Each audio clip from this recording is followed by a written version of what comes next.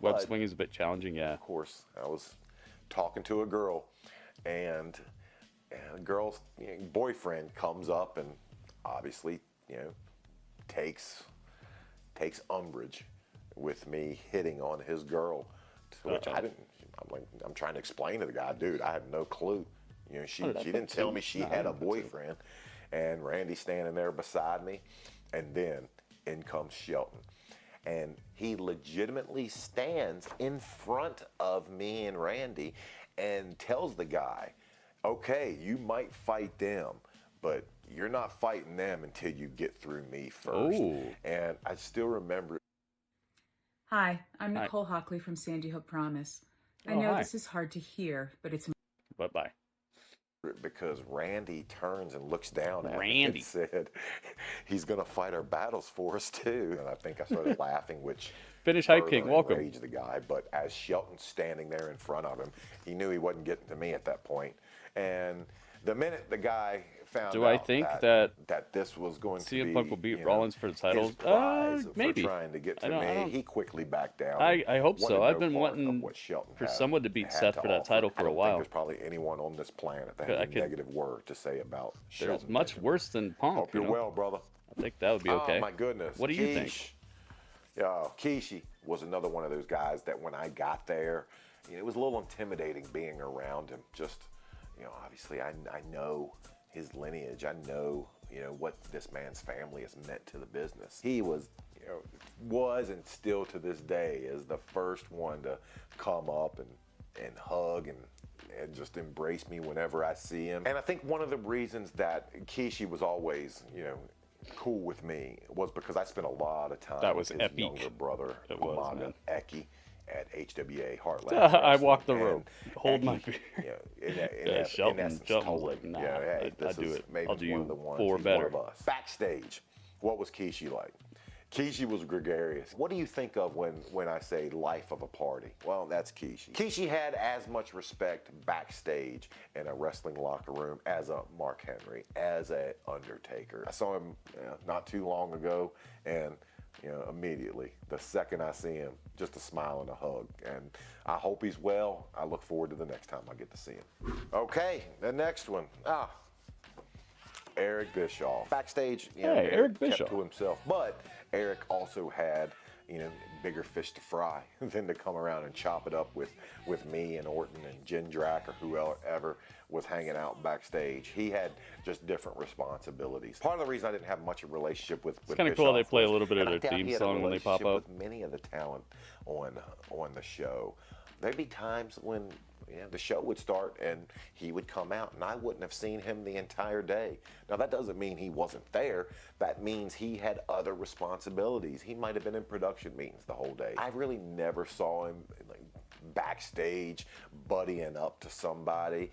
I gotta be perfectly honest with you, I don't even know how he got from town to town, meaning I don't know if he was jumping in rental cars with guys or if he was driving by himself solo. I have no clue.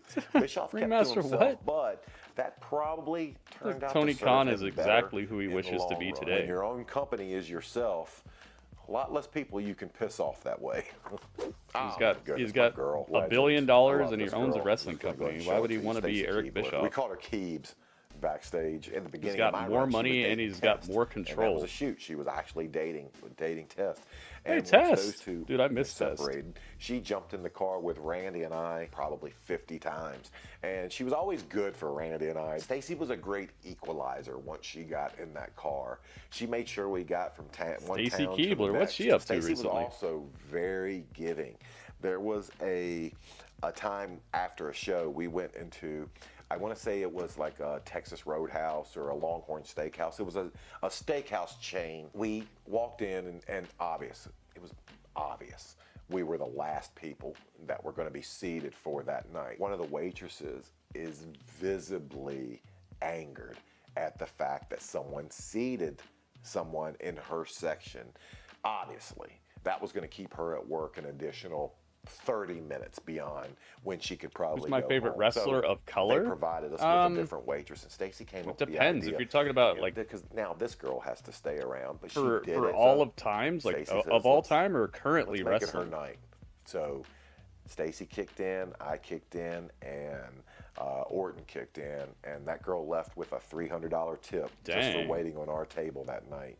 And that was because Stacy had the idea. Stacy backstage. That's awesome, man. She made $300 tip that night. I don't know if maybe some of the girls were a little bit envious of the fact that she necessarily wasn't a wrestler per se. This is the only time I've ever in that locker room where Stacy gotten tips in my life. Got the respect from the boys backstage was just her timing. She was always there for everything, whether it be a spot, a trip spot on the apron, or just something that was going to draw someone's attention.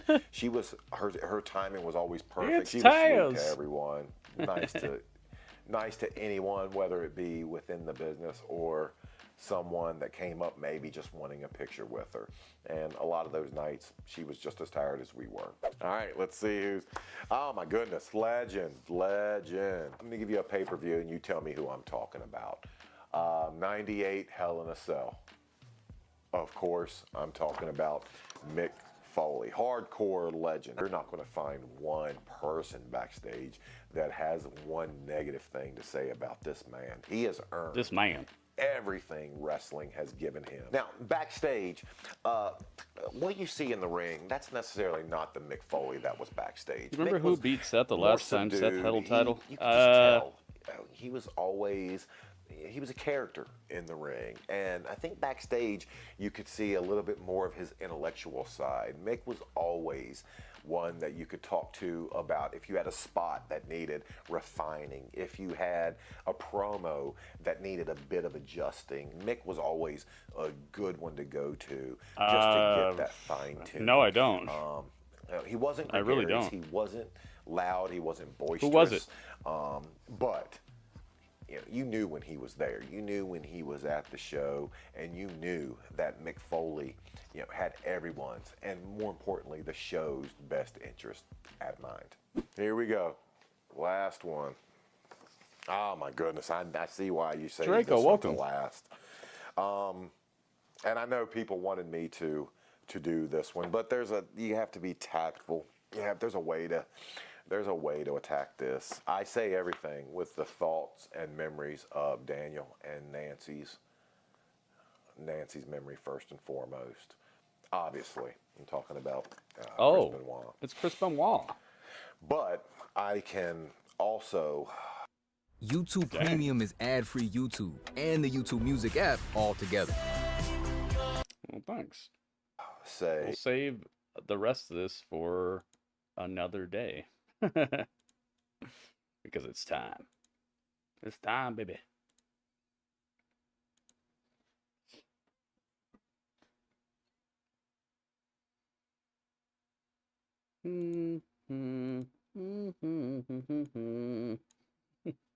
Perfect timing.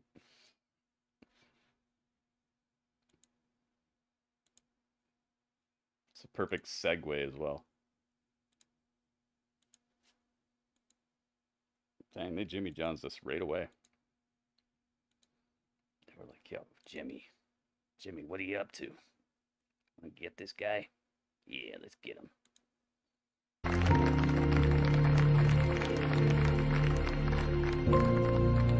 At least that's loud. My goodness, that was loud. Bling. See if we can find another one. Then. Woo! Woo!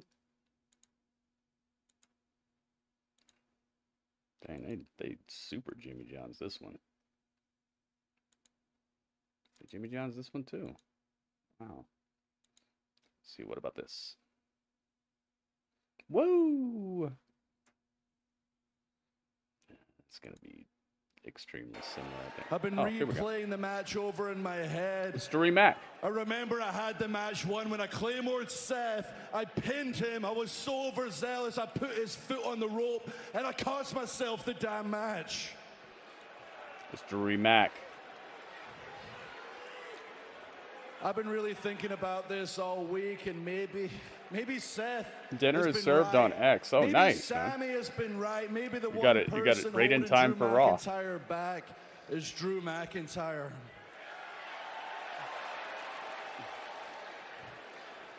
And if that's the case, I need to get myself right. I need to get my head screwed on right. I need to get my priorities right. I need to step away from WWE for a while. Oh, really?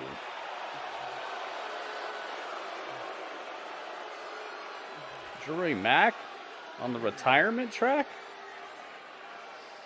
No way. Well, I've been playing this over in my head. Trust me, it wasn't easy to start feeling this way. This has been the lifelong dream. But up to 2 days ago, I really felt that way, and I kept replaying the match over and over. But then it occurred to me, wait, Drew, that's not true whatsoever. You didn't lose straight up. No, no, no, the better man didn't win. Damian Priest cashed in during the match and cost you the match. Priest, why would you have cashed in during the match? Why didn't you wait till the match was over and I was champion and I had won and I was weakened and I was an easy target? Makes no sense. You didn't just screw yourself, you screwed me too, you idiot. Oh, that's real though. And between Priest and Seth and Sammy and Jey Uso been moved to Raw because Cody has magical political powers. Magical political powers. What did I say? To wide open arms. We got a brand new shirt today, guys. A little bit of the maybe Dudley. I revisit this leaving the company thing. Maybe I should leave for 9 years. Then I'll get a hero's reception when I return. Yeah, I see what he's saying. Oh yeah, we can chant my name during the matches. Oh my goodness. You asked for it. You asked for this. You asked for this. You asked for this. I have to make him a little smaller and put him over here. There we go. Let's have him just like this. Look in my eyes. What do you see him? P-U-N-K is him. You got a haircut? Yeah, his hair is shorter than last time we saw him, I think. CM Punk, CM Punk. Make him a little bigger. There we go. Wow. Speak of him and he shall show up. That's pretty cool right there. Yeah, J-Rock. I got this brand new shirt today, and I got this watch today. Radio bought me this watch. Sent me this watch. And Dudley apparently ordered this shirt. He needs his representation, I guess. Big Rude. What's up, Big Rude? Welcome, everybody. Welcome to the show. Please come inside. Take a seat. Rest your feet.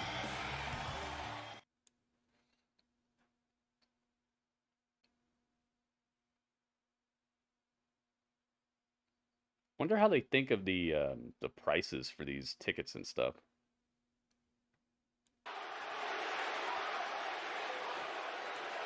Fight tonight.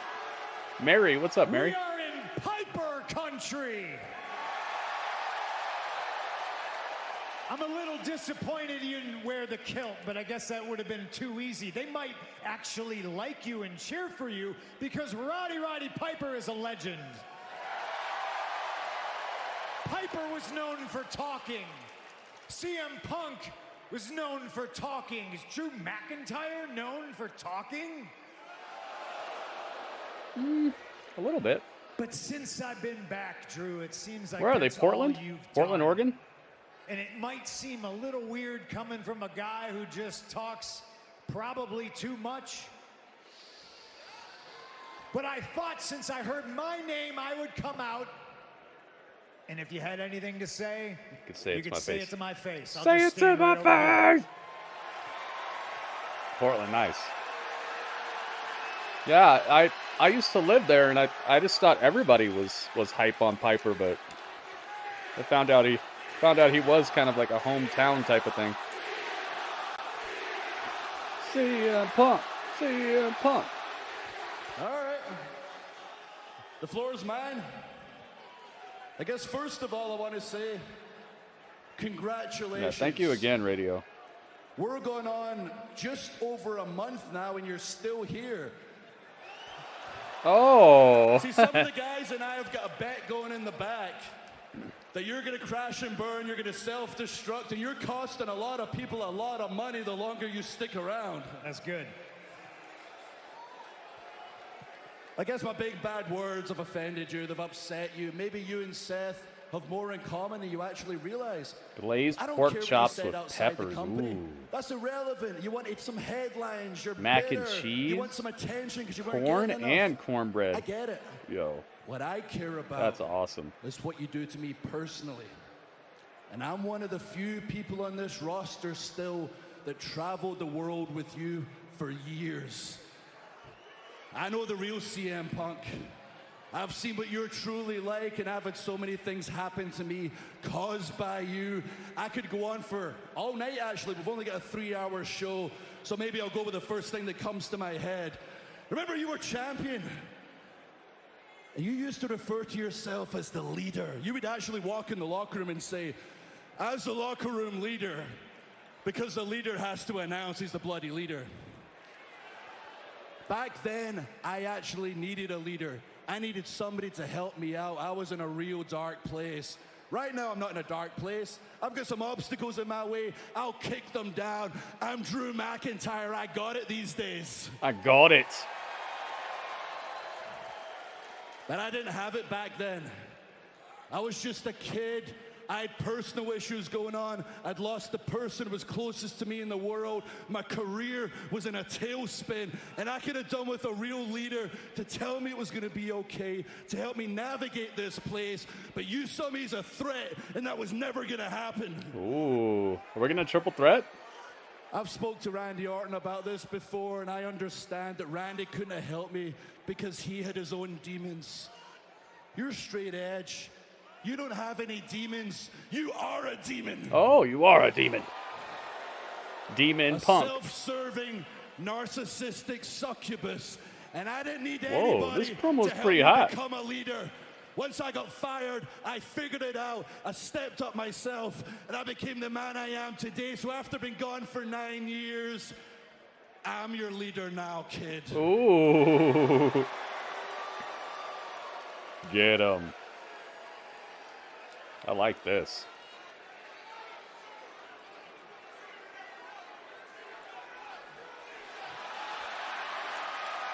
Do the lay on the rope spot. Called myself a lot of things in life.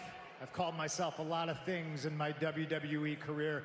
A leader was never one of them because I always led by example. Called myself a savior. And kid, if you want your hand held, you can pledge allegiance to the Straight Edge Society right now. We can shave your head. Shave your head. And you can live this clean life. Talk about demons. Listen, Do it. man. Do it. If I'm not a leader, who did you watch walk out of this company? It was me. And who did I watch walk back in and become bigger, faster, stronger? You went on, you won the Royal Rumble, and you main evented WrestleMania. You followed my lead on the way out. I got no problem saying that I'm following your way on the way back in. And just because I want to do what you did, I'm back bigger, faster, stronger, and I'm going to win the Royal Rumble and main event WrestleMania, and you're upset about it just like Seth? Yeah. Yeah. And as far as being a demon, I'm not a demon. When pushed, I'm Satan himself. Oh. And if you were one of the people that saw that side of CM Punk, that says way more about you and where you are in your little dark places than it does about me, because I'm a real, real nice guy until it's time not to be. Mm-hmm. And it about looks that. like it's getting to be that time. Yep. I am not here to be a nice guy. I am not here to make friends. I'm here to win the Royal Rumble and main event WrestleMania. I like this, man. This is good. So we got ourselves a little problem there. As you said, I've won the Royal Rumble. I've main evented WrestleMania, something you've never done. Ooh. Oh, let's go, man. But that wasn't for me. Those title wins, no. If you remember right, the world shut down. This place needed somebody to step up. Those title wins were for the entire world. They were for this roster, and some of our superstars stepped away. Because if you were still here, you'd probably step away too. Because when the going gets tough, Punk gets going. Oh, I like that. This I like time, that. I'm entering the Royal Rumble. If it's not clear, I'll be in the Royal Rumble. And if you're in there, you want to talk about being Satan, I will exorcise you. I will eliminate you from that Royal Rumble. I will exorcise to the main you. event of WrestleMania and win the title with live fans. And for this time, it's going to be for me. Yes, do it. You guys see what I was talking about all this time about how Drew could actually be interesting if he wasn't just a mystery partner every week? This guy's got it, man. He's so good. It's getting a little spicy in here, It's Drew. getting a little spicy. So I'm going to lead by example, and I'm going to walk away before I knock your teeth down your throat. Oh, it's like that?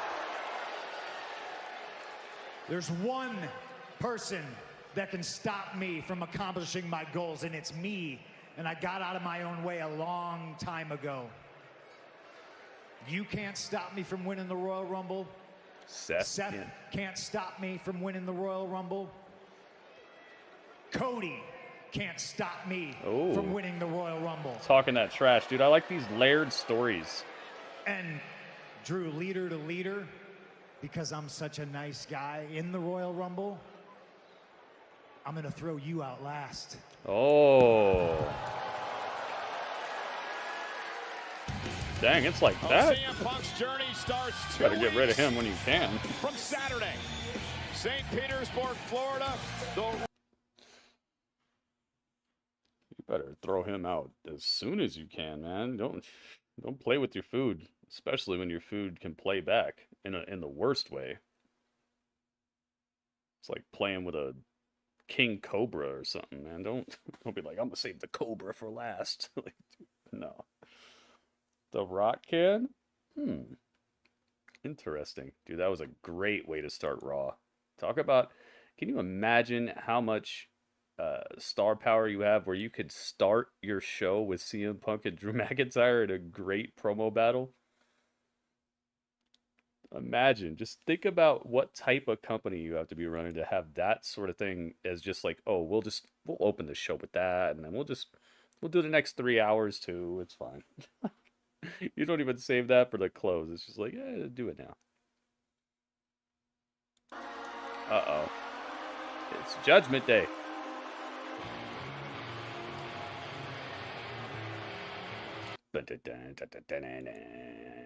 Let's see if Jimmy John's is still on this one. Jimmy John's? Oh, Jimmy John's. This is actually behind. Interesting. All right, well, we'll check that out some other time.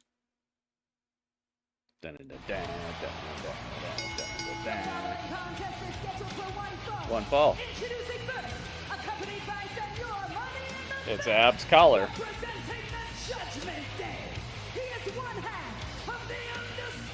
Finn's so good, man. Yeah, it was a good, really, really good start.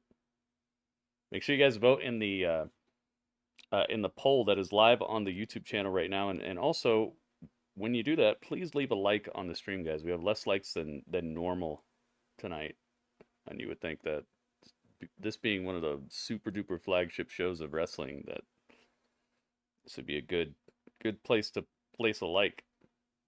CM Punk is winning the poll right now, by the way.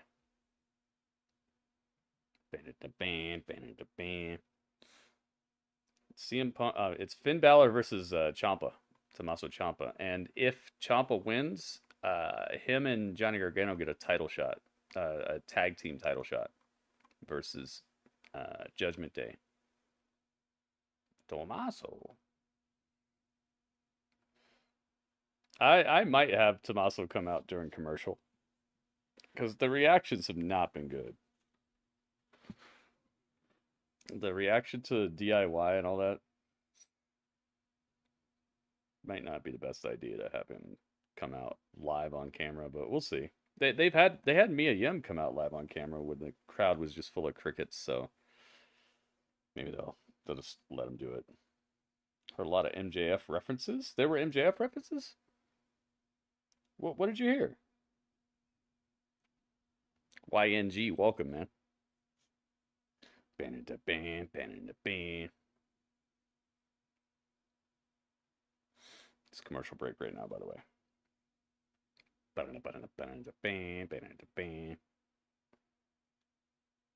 The devil and Satan. Oh, okay. I could see how you would think that. I didn't think about it that way, but that's a possibly good catch. I don't know if it was intentional or not, but I think they have like 12 writers. Do you think those 12 writers got together like, yeah, let's drop an MJF reference? Maybe if he's signing here, you might be onto something. That's actually they have not fallen short. They drop references like that. You have convinced me that MJF might be coming on over. If he was smart, he would, dude. I know it's a scary thing because it's just like if right now Kick was like, we're gonna give you $2,000 a month to stream exclusively on Kick, it would still be scary to me because I know where I'm at. I know, like, I have people who hang out with me. As soon as I go live, I have people who show up and stuff, and uprooting and going somewhere, even if it's going to financially benefit you or something, it's still kind of a gamble. So I see why he might be apprehensive, but I feel like there's no room to grow there. He's exactly where he's going to be at, and maybe even higher than he ever will be at the moment.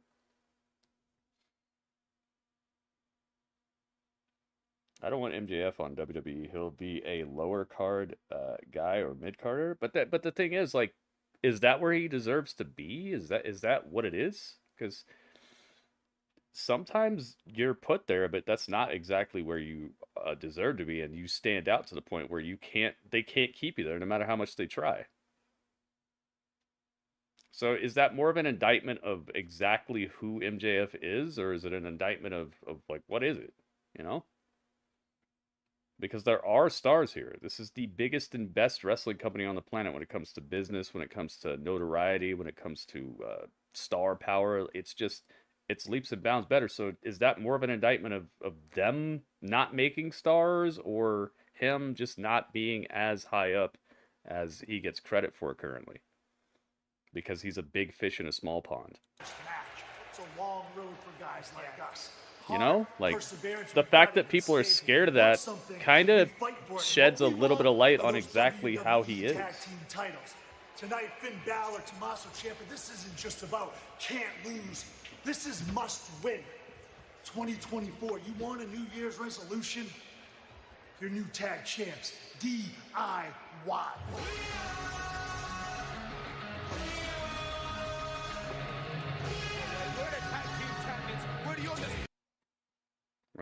Let's see if they get pumped. And his opponent, accompanied to the ring by Johnny Gargano. Okay, I see movement. Yeah, I see movement in the crowd. Okay. They got a much better reaction than what they've been getting recently. Yeah, I'm not trying to disparage MJF, but it's like I do sense that fear amongst wrestling fans about what would happen to him here. And like, based off of what type of run WWE's on right now, I think that it says more about him than it does about WWE. And that's not a bad thing. It's just he's swimming with sharks over here. If he believes in himself, he'll come over here. If he still has apprehension about his own star power, he'll probably just chill where he's at. Either way, it'll be fun to see how it turns out. I just think, man, you got to pull the trigger. Just do it. What, you're gonna be here for 3 years? Wow, if you're that great, you'll be fine. And if AEW is that great, it'll be here in 3 years. Like, you got to just believe in yourself and believe in the process, man. Finn Balor. Of course, both these men, former 2-time NXT champions, former tag champions. If you're that great, you'll be fine in 3 years. If AEW is that great, it'll be here in 3 years. You know, you gotta take the plunge. Yeah, well, DIY have been on a real hot streak these past It's different than what I was talking about with Kick. I don't think Kick is that good of an opportunity. I think it's propped up. It's got money, but I don't think it's that great of an opportunity. I think that they've signed a lot of big names to big contracts to try to make it look like a great place to be at, but I don't see any growth opportunities there. It's somewhat similar to AEW in some respects. I would be if I was there, I'd come to Twitch or YouTube immediately if I was given some sort of contract. I think you gotta bet on yourself, especially if you really think that things are gonna be great where you're at. Then they'll be great when you come back. All right, prediction is open, guys. Get your prediction in now if you'd like for it to count. Ciampa is the real deal. He's cold-hearted, compassionless. Let me get Tommaso up here. A ton of stamina. Yeah, most importantly, he is cutthroat, competitive. All right, predictions are open, guys. Get your prediction in now if you'd like for it to count. Ciampa not intimidated at all. Finn Balor tried to take advantage. Nobody home as Ciampa ducked out of harm's way. Acid, I don't know. I feel like you need to have your own thing going on.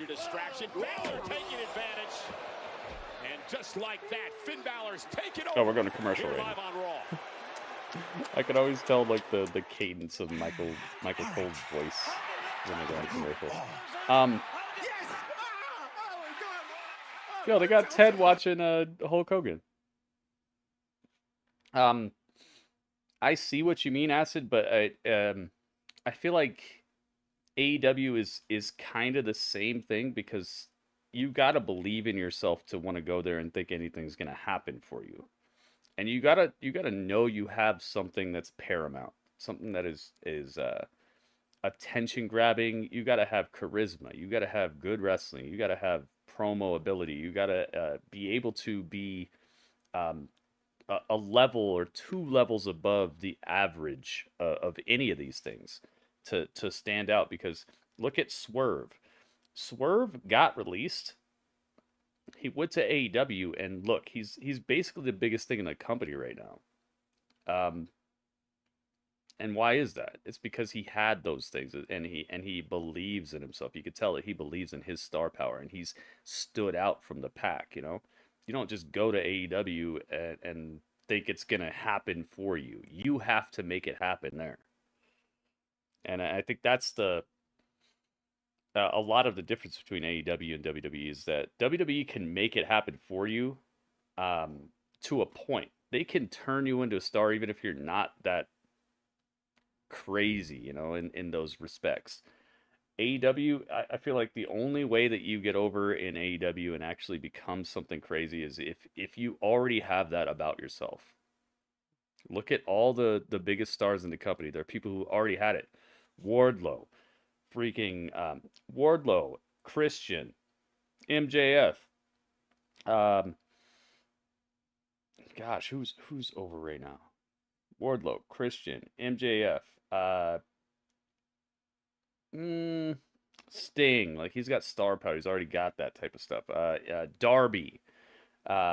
These people already have something to them. It's not like they got made. They stand out to the point where the crowd just latches onto them. Like, yo, that's some good stuff. I wouldn't say Cesaro. Nah, Cesaro he wrestles good matches and the crowd's just like, yay, he's not over. Jericho, yeah. But you see what I'm saying? You gotta like have something to you. Julia Hart, she's over right now. Tony Storm. I would say Tony Storm might be the first person that they've actually made there. Like made her more over, besides maybe Julia. Yeah, Julia and Tony, but Tony to a more extent, a larger extent.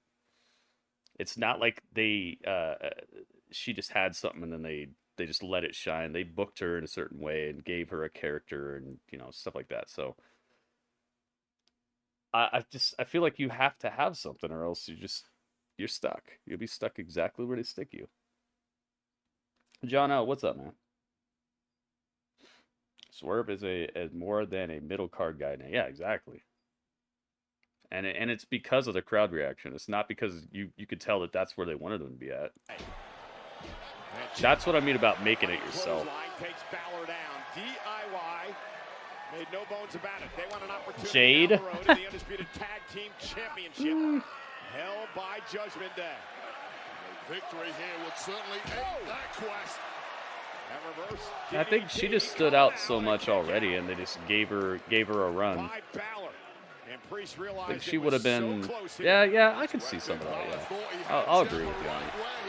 But the quick thinking skills of Tommaso Ciampa almost putting one half of the tag champs away. And now Ciampa beginning to focus on.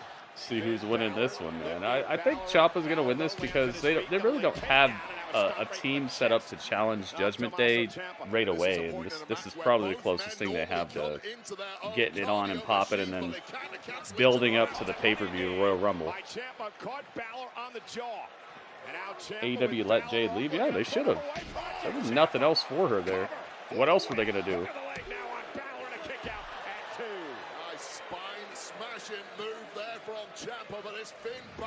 And she wasn't upgrading. They weren't training her correctly to make her any better. You could tell. She got a little bit better, but she'd reached kind of a ceiling, I think. Yeah, the Acclaimed. You see what I'm talking about? Like, the people who get over in AEW are people who basically organically get over. It's not like the booking gets them over.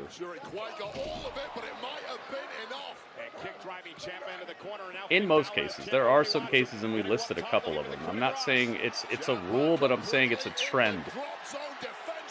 Nobody home as Ciampa rolls out of harm's way, and now Tommaso Ciampa rolls up Balor, shoulders down. Kick out at 2. Come here, unfold him. Big right hand, stunning Balor. Ciampa's got such a good physique. His build is very noticeable.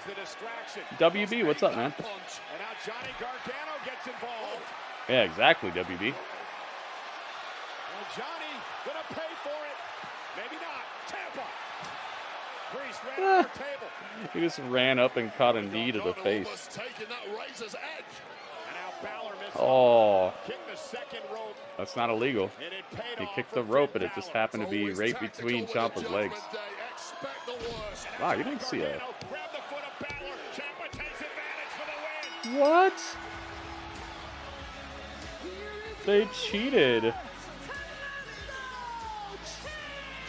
Wow. I can't say I did not see the win coming, but I did not see the cheating coming.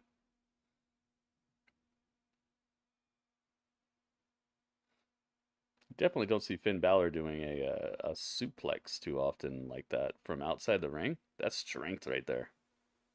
Ciampa wins, so that sets up a title match between DIY and Judgment Day at the premium live event. There we go. The prediction has paid out, so 45,000 is going to Ashton and 5 others.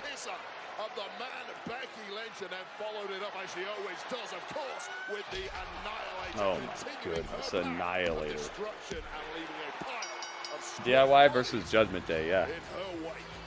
Who can stop Nia Jax?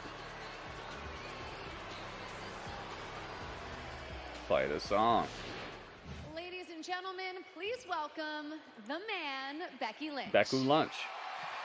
Oh, she looks mad. Becky, last week obviously didn't go the way you wanted it to. She got busted last week. Days to process it. How are you feeling about your loss to Nia Jax?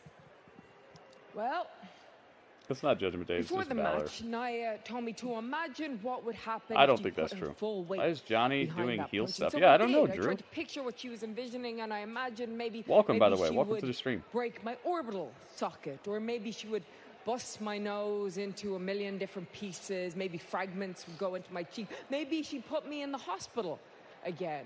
Hospital. Oh, we're saying hospital, Then not she local did medical put facility. her full weight behind that punch, and yes, she busted my mouth open, and I fell and I lost. But after that, I got up and I walked I want to see myself to Finn the versus back, Priest. and I Died declared at myself Mania? for the Died? Royal Rumble, and I didn't end up in the hospital, so I'm already way ahead of the last time. And the last time I What is came that? back What and does I that mean? won the entire Royal Rumble and went on to win the main event of WrestleMania. So either Nia is getting weaker or I'm getting stronger. And no, I didn't end her like I wanted to, but she didn't end me either. So then maybe this isn't the end. Maybe this is just the beginning.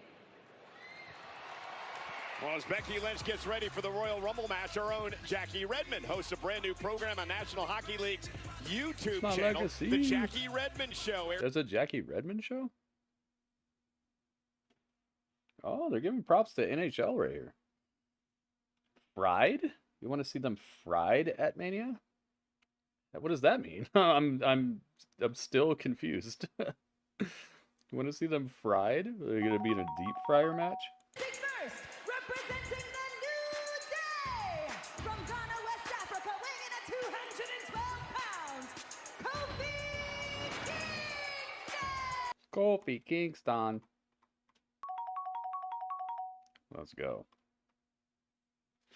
Who's he fighting? Oh, Ludwig Kaiser. This should be a pretty easy win for Kofi, I think. I think Ludwig is he's on a slide right now. I hate this phone. Oh, feud. You don't have a talk to text? You can't like click on the microphone and then it just lets you say what you want and it just types it out for you?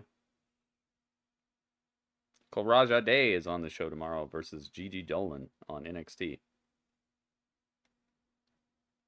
I'm down with that. Gigi Dolan, Karaja Day. Sounds pretty good. I do, but I don't use it.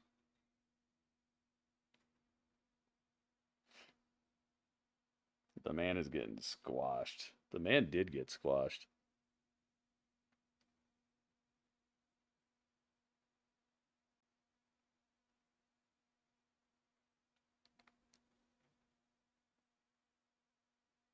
Like a weird neighbor, Ludacris is in your kitchen. Man, they sure made this pizza look good. It's glistening and stretching the cheese. That's looking good. Yeah, I don't be using that either. That is probably how the Terminators are gonna get us. That feature right there, that feature right there probably helps the Terminators out in the future so much. They're gathering all this data. They're figuring us out. It's worse. It's worse than the Terminator was, because back when the Terminator came out, the idea of a rogue AI taking over the planet was a lot more cold and just like it had an idea. It had a way of protecting the world, and it was to take us out. But now it's like it's so much more devious and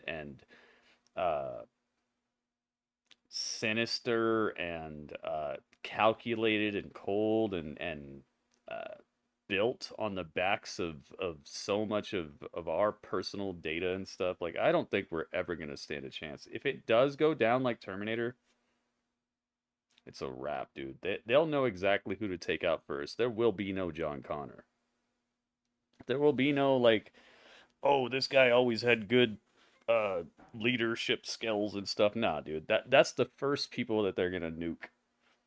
All they're gonna leave is a bunch of drones who just like are followers and don't know how to lead or do anything themselves. That there's not gonna be a John Connor if it goes down now. It might have happened that way a little bit ago, but now we've given them too much, man. It's over for us. That's why you just need to have a bunker or something. Just be ready, because it's over for you, man. It's over for everybody. If it really does go down like that, you won't even know it by the time it happens. That's the point it is right now. They'll have gotten everybody that could even tell you it's going down. By the time you figure out it's going down, there's going to be a Terminator right outside your house. Kofi new outfit, second week in a row now. Yeah, he's got these like boxing shorts on. Welcome, by the way. Drake, what's up? We just saw Jake from State Farm. Now we got Drake in the chat.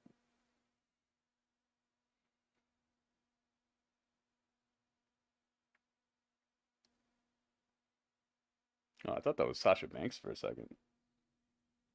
What do you guys think about Sasha Banks? Is she coming here? Is she going there? Where's she going? I have a feeling she's not gonna be happy anywhere she goes, but you know.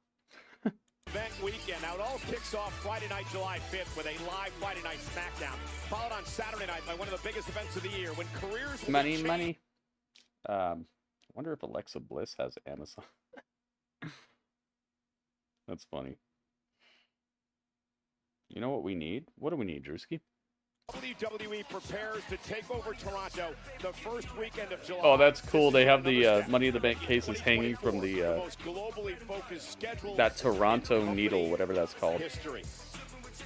And wondering how long the reign of the tag team champions Sasha will be. still ended? I don't think so. To Toronto in July. Carter and Chance defending tonight against the former tag team champions. Of course, well, someone that many people can't stand. That would be Chelsea Green. Hey, bye, hi, Tia. Former champs look to win back the gold here tonight on Monday Night Raw. Yes, indeed, the party rolls on. The Let's go. duo of Kayden, Carter and Katana Chance take on the former. Yep, tonight, Women's Tag Team Championship rematch. We get a title match on the show. WWE doesn't need Sasha. Yeah, I don't think so either.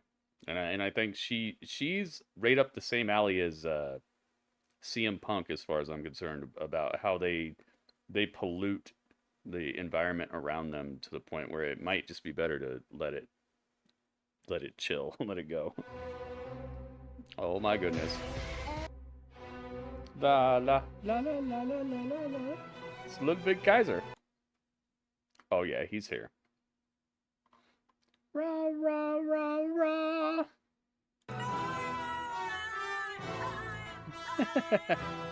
Rah rah rah rah. Oh my goodness. Rah rah rah rah rah. My goodness, man. It's the biggest cheer of the day. I think it is. Thank you, WB. I want AJ Lee instead. Yeah, that would be cool. Claw device the cops used on Brian's car, Fast and Furious, that shocks and stuns down all electronics. Oh yeah, we need EMPs. Oh my, oh my, oh my goodness. Rah rah rah rah rah rah. Rah rah rah.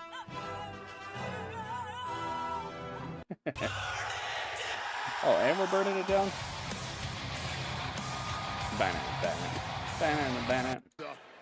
Yo, we are burning it down with Radio. Radio, thank you for the bits, man. What's interesting for me, though, Wade, is that, I don't believe Kofi Kingston intentionally try to cause the damage he did do. Radio Bird. Yo, Radio Bird. I love that one so much. Radio, thank you again, man. Thank you for the bits. Hope one day WWE brings back Chelsea Green's hot mess monster gimmick from the Indies. I don't think it fits here. I don't think it fits here. I think it needs to stay on the Indies. I think it needs to stay outside of this. I think she's doing just fine right now, and that could be a little weird for this audience. It's not very mainstream friendly. It looks very out there. Face first off the top turn. Giovanni got rocked last week? Yeah, he did. That sucks. I hope he's going to be okay. He said he was okay, but you know. I really hope it's true. Was a very game Ludwig Kaiser. WWE fans here at WWE. Portland, trying to rally. Let's get the prediction on the line here. See what you guys think is about to happen. Shoulder first into the ring post, and Kaiser looks a bit more focused and intense than usual tonight. Added motivation, and perhaps finding a new gear, looking extra vicious this evening thus far is Ludwig Kaiser. Again, Kaiser. Predictions are open, guys. Get your prediction in now if you'd like for it to count. Sometimes a good thing to bring gimmicks from the indies. It can be, but I just don't think it fits here. Like, what part of that gimmick fits in WWE? This is like a clean and purposeful gimmick environment. Like, what would be the purpose? How would it fit? How would people get into it? It's just really, it's really weird and out there. It could work, but it just seems like reinventing the wheel for no reason. She's already doing well. She's already one of the most popular and must-see women on the roster. Why change that? Why even try to change that? Maybe if she gets cold or something, they could try it. But I think she's doing perfect. Like the whole Karen gimmick, that's topical. It's recent. It's reactable. The crowd, everybody sees it. I feel like the Karen gimmick is so much more perfect for today and the audience that they have. You know? We're from CM Punk to Balor to this. Hey, you gotta have it. You gotta have matches like this. It's a 3-hour show, man. You don't have like 80 CM Punks backstage. That's the thing. Not every thing have to fit the WWE. Yeah, I know, but you do need to think about it's already fine. Like, there's nothing wrong with her right now. She's one of the more must-see athletes. She's one of the more must-see gimmicks, and she's knocking it out of the park. That's like asking The Rock to start being some break dancer or something. It's like, just let him be The Rock, dude. What's wrong with it? You know? Like, I understand you might have liked it, but it might be time to just look back on it fondly instead of hoping it returns, because what would it return for? She's much more popular right now and much more topical right now than just being a hot mess.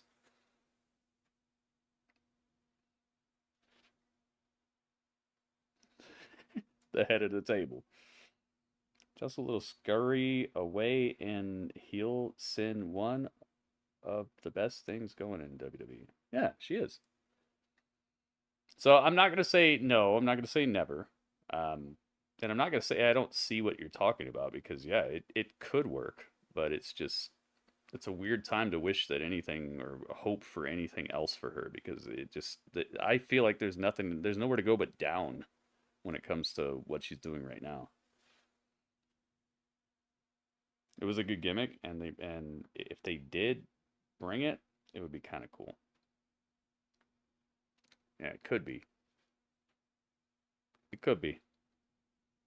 But just a very, very strange time to wish for anything else for her, or hope for anything else. It's like people wishing that like MJF would go back to MLW or something. It's like, okay, yeah, I know you liked it, but he's doing way better for himself at the moment. Do you think the OC will cause end of Styles? End of Styles. I don't know what you mean by that. They're gonna take him out permanently?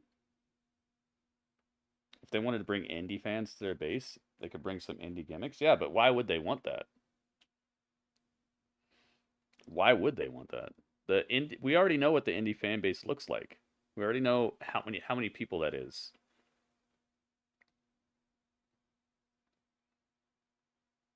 Oh, do you think the OC will end because of Styles? Oh, you didn't say because. You said cause. I was like, cause?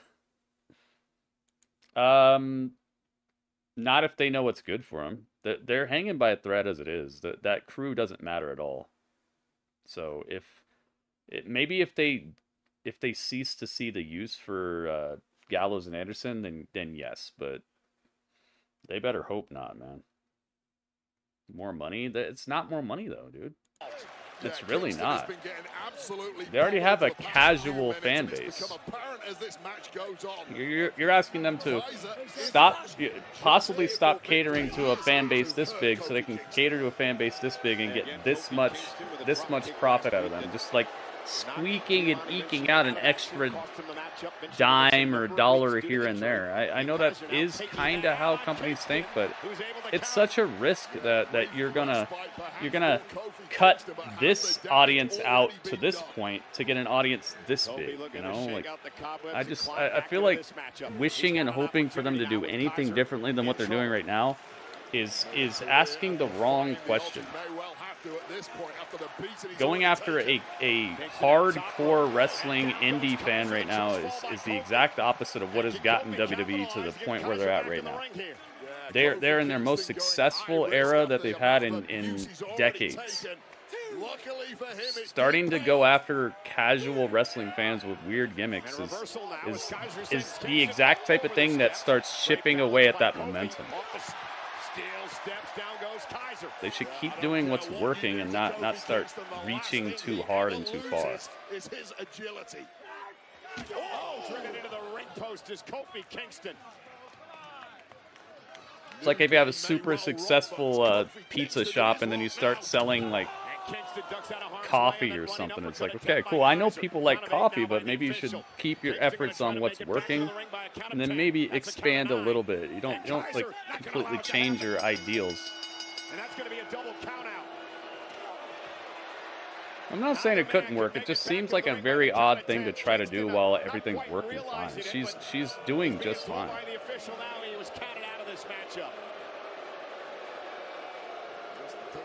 Wait, so they both lost? Uh-oh, Kofi's still going off. So they both got counted out, right? I see what you mean, but you risk losing more audience than you're gonna gain. Oh, he's raking his eyes. Savage attempt by Ludwig Kaiser to get some vengeance. And Kaiser sent right over the announce table. And finally, some officials around here to try to separate these two men, and was turned into a brawl. Kofi's operating with one eye. So it was a double count out, right? And Kaiser blinding Kingston momentarily now. Kaiser! Oh my God! He threw the chair right in his face. Kofi may be out cold. Yeah, you're right. It was a cool gimmick, but she needs to fly with this, man. If they ever bring that back, it needs to be after this is not working anymore or not getting a reaction. You know what they say? If it's not broke, don't fix it. I'm saying it ain't broke. It might have been cool, but she got something that's working right now. Oh my God, no. Oh, I thought he was going to just throw his head against the steel steps. Oh my goodness. Do something! Do something! Somebody do something!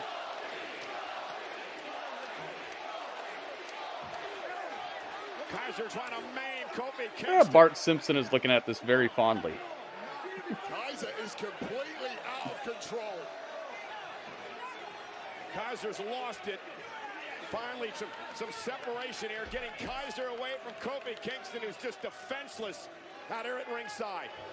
Bloodlust in the eyes of Ludwig. Holy moly. What a disgraceful act. Yeah, it was cool. It's revenge for Vinci. It was a cool gimmick. Oh my God, Ludwig's running. Oh my God, no! Just kicked his head against the steel steps. Ludwig has gone off the deep end. The frustration of him dealing with Gunther has gotten to him. Oops. All right, so refunds.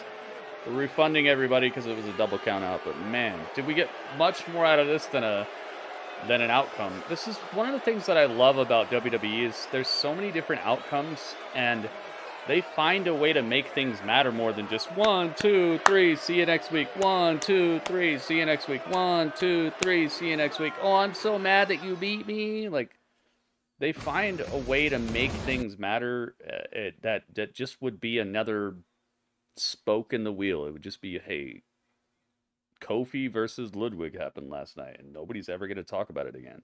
People are going to talk about this. They found a way to make it matter more than just a 1, 2, 3, see you next week. And it's thinking outside the box and not being stuck so hard to, like, putting on a good match. That stuff really adheres you very closely to a certain ideal, and that can limit your creative reach.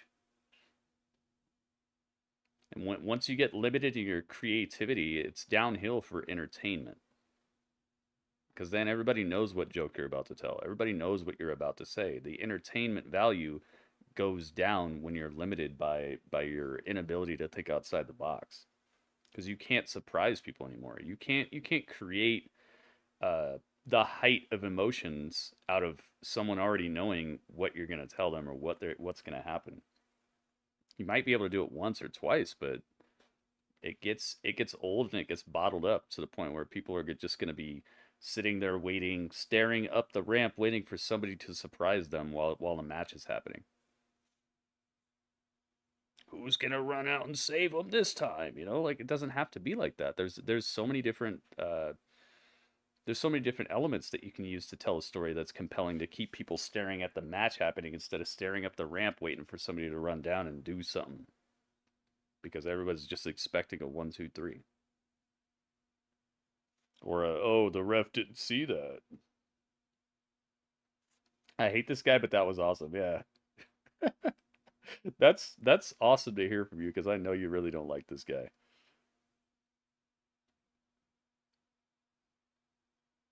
Chelsea really did up that gimmick, though. That Beastmaster, you're right about that. She's such a great character, such a great wrestler. She's got a great look. I feel like she is money and a half. Money and a half show. Money power. And she really embodied the character. She really played it up. I see why you're talking about it. And she could get there. She's already on the edge. You could tell. It could come back. Or maybe she could just teeter between the two. Her current gimmick and then the hot mess as well. Maybe she gets to that point after she's just pushed way too far. Like she cracks, you know? Because she seems very stressed out. Now that you mention it, Big E would be an ideal candidate to dethrone Gunn. Oh, yeah, that'd be great. That's actually a really good idea. Big E, if he's able to return and he's the one to dethrone Gunther, that'd be awesome. This is a really good idea that I've never heard before. Every other day I hear somebody talk about Brock Lesnar, so that must be what the dirt sheets are talking about. But Big E is, to me, a better choice, especially because it would be, Big E's back. What food is Portland known for? They have... Portland's very, like, down-homey. I would say... coffee? It's right across the river from, like, Seattle and such. So... when I lived there, I would say coffee. Even though I didn't really like coffee, I still don't. I'll drink it if I have to, but I'm not going out searching for it. Pizza, maybe? It's hard to say because I had pizza there, but it was normally from like Domino's or whatever. But I would say pizza.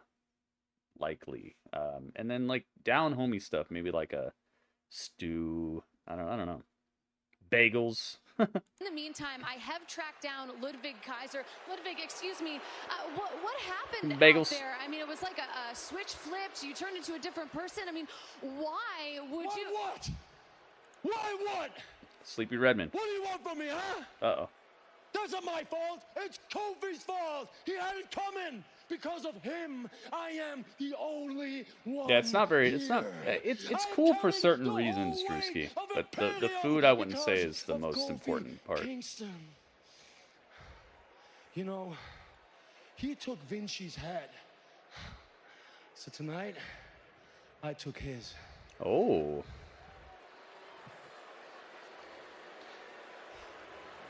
Thank you, Jackie. But then again, you got to think about it like, hey, they got Nike though, so it's like Nike kind of trumps all the rest of that stuff, no matter what. Like if you're known for like good pizza, it's like cool, you got good pizza. Portland's got Nike. It's like they do have stuff that they're famous for. That's not so bland, but it's just the food is kind of not the thing. I think Portland would have seafood, yeah, maybe. It's kind of like an organic type of place. I would say something like the food chain called Nature's. It's just a very organic food market. They're known for stuff like that.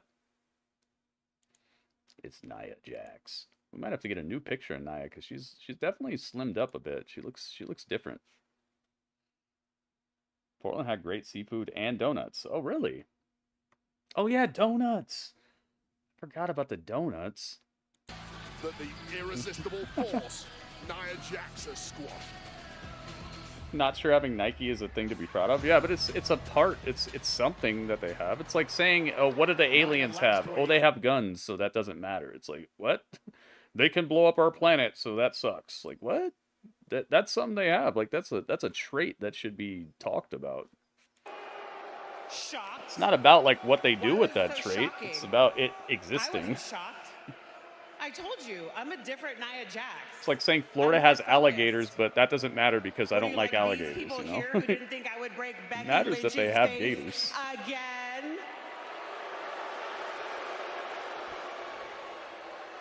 You know what would be shocking? Nia's about to go off. Is if I broke your face, Cole.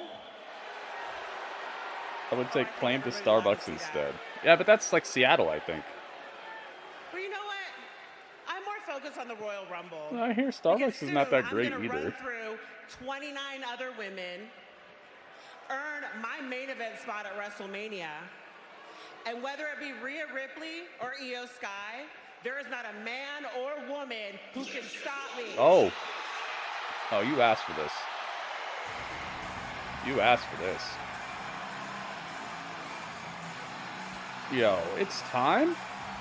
Oh my god, dude. The star power is just bleeding through the screen right now. Rhea Bloody Ripley. That entrance is so good, too. The way she just looks to the side and then holds up the title. There is perhaps one woman who would disagree with that statement, Nia. I wish she wouldn't sell so much for people, though, man. She sells for everybody like they're just world-ending. She can get hit by Alexa Bliss and she'll be like, oh, my face, falling around. It's like, stop. Don't sell like that for everybody. When it gets to that point of the match where you've taken enough damage, then get there, but don't do it right off the bat. She sells too much. I know why she's doing it, and it's to help out there need to be more wrestlers like her, but not her. More wrestlers need to act like her, but not her.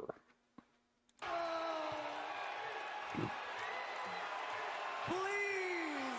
Paper Straws Legato, welcome back. Mommy, mommy, mommy. Great crowds in Portland, man. That's the other thing that I wanted to shout out is that Portland is very supportive. When I lived there and I would sell my albums, I could pay my rent off of just selling CDs. People are super supportive of local talent, and they're super supportive of just like I'd say they're supportive of things that are startups or that need the support. That's one of the best things about Portland. I was able to pay my rent, pay my bills, everything off of just selling CDs. People there are just like, yo, I'll buy your CD. Yeah, let me find out. The fact is, Nia, Oh, and grunge music. I forgot about grunge music. But you asked for food, but I'm saying everything but food, basically. So until you want to actually step If you want to actually make a name for yourself, I'd say Portland is a spot to try, man. When it comes to music or anything in that vein, Portland's great. If you manage to win the Royal Rumble, it's best to keep my name out of your mouth. Oh.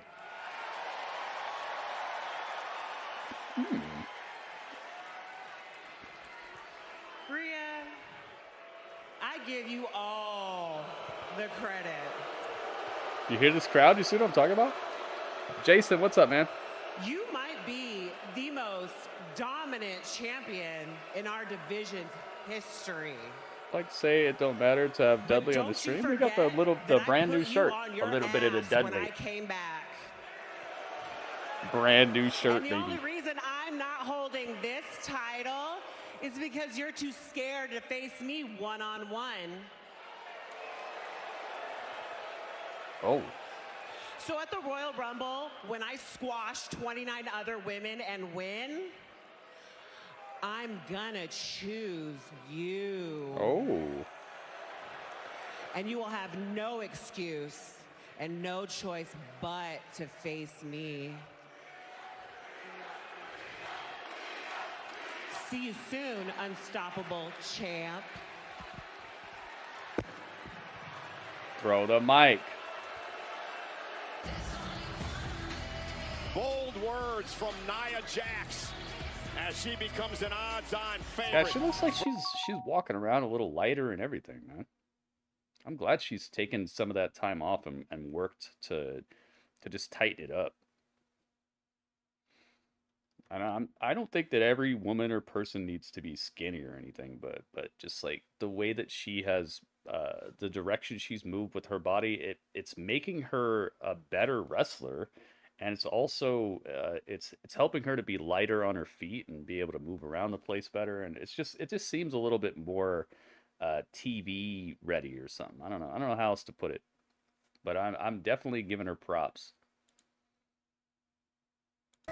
Hey, it's Jinder Mahal. Booty duty. Booty duty. You know what booty duty is? Booty duty is when you have a newborn baby and you smell a bad smell. That's booty duty. Booty duty.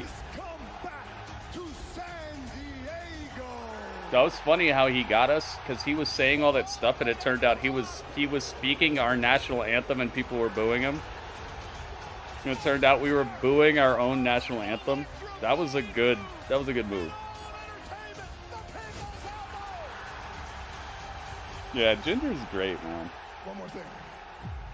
Tonight, after all this ass kicking, I'm gonna go get something to eat. Should The Rock sit in a booth? No. Should The Rock sit at the bar? Nah. Or should The Rock sit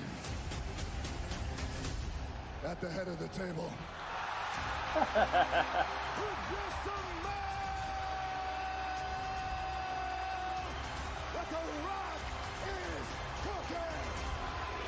Get him. Hope he's working on his cardio, because man, he was already out of breath from just a couple of moves there. 171 million plus views and counting over It's all the Chelsea. social media channels. Chelsea Green would love for that type of attention. She's a hot mess. Really takes something special. Well, her song says it, so you got that. Time for the tag team titles to be on the line. The women's tag team titles. Is she saying her name like Chelsea Green? Lost the women's tag team. Is she saying her name like the weird way, or did they really make her stop doing that?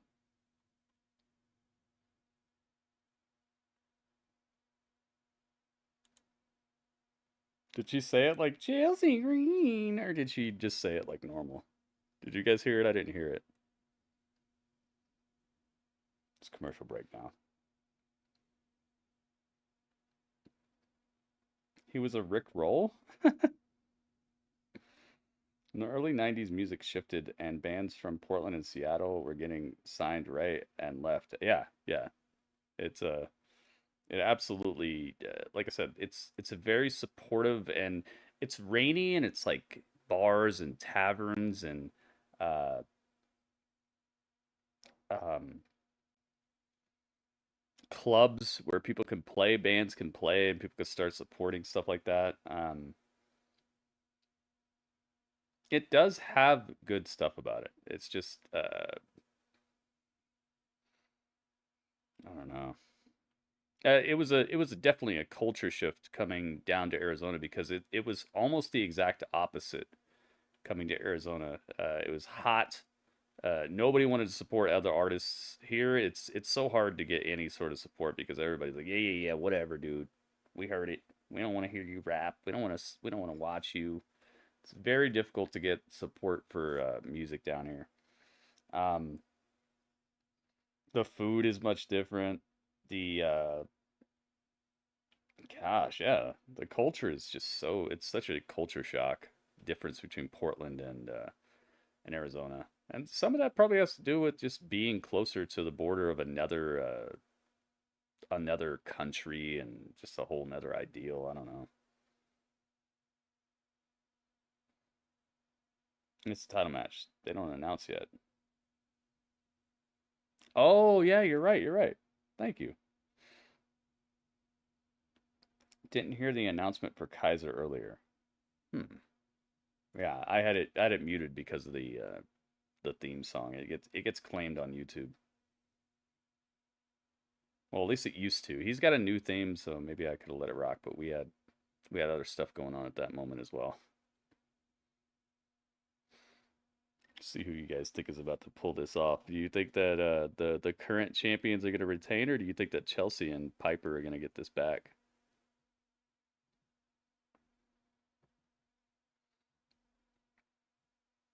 Gosh, I feel like they're not going to get it back, but we'll see. Let's see here. Chelsea team or Kayden and Katana. All right, we got the prediction ready, but I'm not gonna have the prediction open until the bell rings. Piper destroys Chelsea. Oh, whoa. That's actually a good idea. She should get mad after the match if they don't win it, and then smash Chelsea. And then they feud. They have a feud. They have a match at the Rumble. I can see that. I didn't even think about that. I love you guys' booking ideas. You guys come up with some really good stuff. And I love when it's outside the realm of possibility, or the realm of like what I'm thinking of.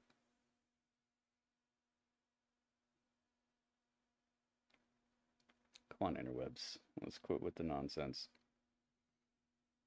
I just said that because their gear looks so different. So let's always give it Chelsea that look. Welcome back to Monday Night Raw. Please join me in welcoming the American Nightmare, Cody Rhodes.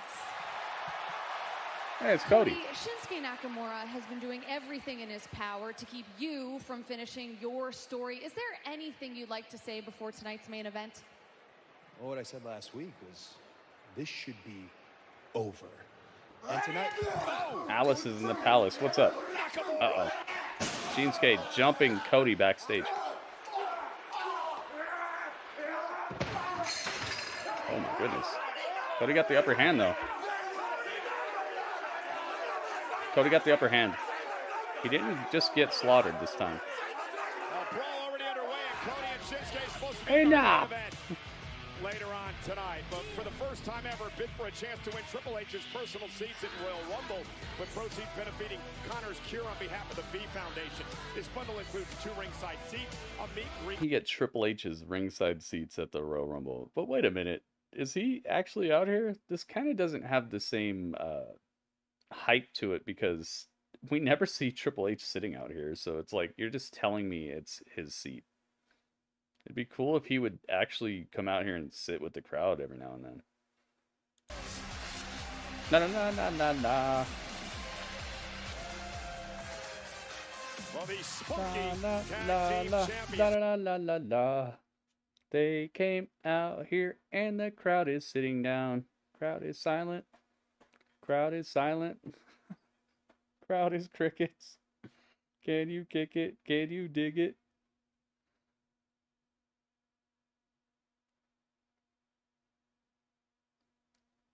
I would say that the crowd has no reason to care, but they've given them promo packages and stuff. It's just, I feel that what they've given them to talk about has not been something that the crowd can really get into. It's like, we love raves and concerts and stuff. And it's like, is that a personality trait? Is that something that we can get behind you for? I feel like they've given them things to do, but it's not anything that we could get behind. For one fall, and it is for the WWE Women's Tag Team Championship. Introducing the challengers. Introducing the challengers, the team of Chelsea Green and Piper Oh. Niven. Piper! Why is there a tongue roll? She's not from some sort of Spanish-speaking environment. What is this? And their opponents, She's all over the place, man. This announcer. Women's Tag Team Piper! Champions, Kayden Carter and Katana Chance. So, Wade, what do the challengers have to do to win the tag team titles? Yeah, she said her name normal. Well, it still feels like a seismic shock. These titles are beautiful, but Carter and Chance won the gold in the first place. Ringmaster I don't and mean I that had a great insultingly. idea What if I they mean would by that actually is they quite simply do have something been with the career leaves. underdogs. You And see even those with the twigs gold and the around their leaves? waist, they If still they would do come something into with this that match part. in many ways as underdogs. I think You can see Ringmaster the said if they would fill it in with gold, and I said, what if they put stones in there, like green jade type of stones, see-through, nice green stones for the green gemstones for the leaves. I think that would make it look awesome. But yeah, gold would look cool too. It just looks like it's unfinished a little bit. Let's get these titles. Oh, the prediction is open, guys. Let's see who you think is winning this. And Carter, but certainly hard hitting when it comes to the in-ring action. La, la, la, la, la, Retain the la. gold. Here's the cover now by Katana and a kick out by Chelsea Green. The story of their success has been that innovative offense of theirs. It's so hard to scout them. It's so hard to plan for them, to counter against what they can do, because quite simply... Roll up by Carter, kick out by Green. Carter and Chance have There a we go. level of acrobatic ability. All that right, we haven't now you can seen see in what the I'm women's talking about. division before that. Carter and Chance is Piper But Niven you now know comes what? with a nice drop toe The hold, and titles off the are second on the rope. line. Carter and So Chance say you the greater know the what challenge, time. the better the story in their It's minds. time. Tag. Here's Katana Chance up to the top. 2. rope. Double team coming. Could be over quick. And Piper Niven up to the apron. Light it up. Pulling Carter out. Forces Chance to roll through. Green missed with Robert the kick. knows. Glad the internet straightened out. I'm sorry about the dropped frames. Make sure you guys refresh, because you're probably behind because we dropped a bunch of frames. So refresh your stream. Katana Chance. La, la, la, la, la. Excalibur knows. Alice knows. Chance has got to kick it too. Can You know what Chance and time it Carter is. take the tag titles as the women's locker room looks on? Hey, Indy Hartwell. Tuesday, spend the night. Strap in, baby. Night Court. That used to be one of my favorite shows because I used to watch this show called Tales from the Dark Side. It was a pretty much like a Tales from the Crypt type of thing, where they would tell you a different scary story, and they had actors and everything, and my bedtime used to be like 9:00 p.m. and I would watch that show, Tales from the Dark Side, but I would always be like scared afterwards, and so my mom would let me stay up later if I watched Night Court with her. So I got to stay up an extra like half an hour if I would watch Night Court with my mom. So that show became one of my favorite things because it not only would help me to not be so scared, but it also let me stay up later. That show has always got like a cool feeling when I hear about it. You guys ever watch that show, Night Court?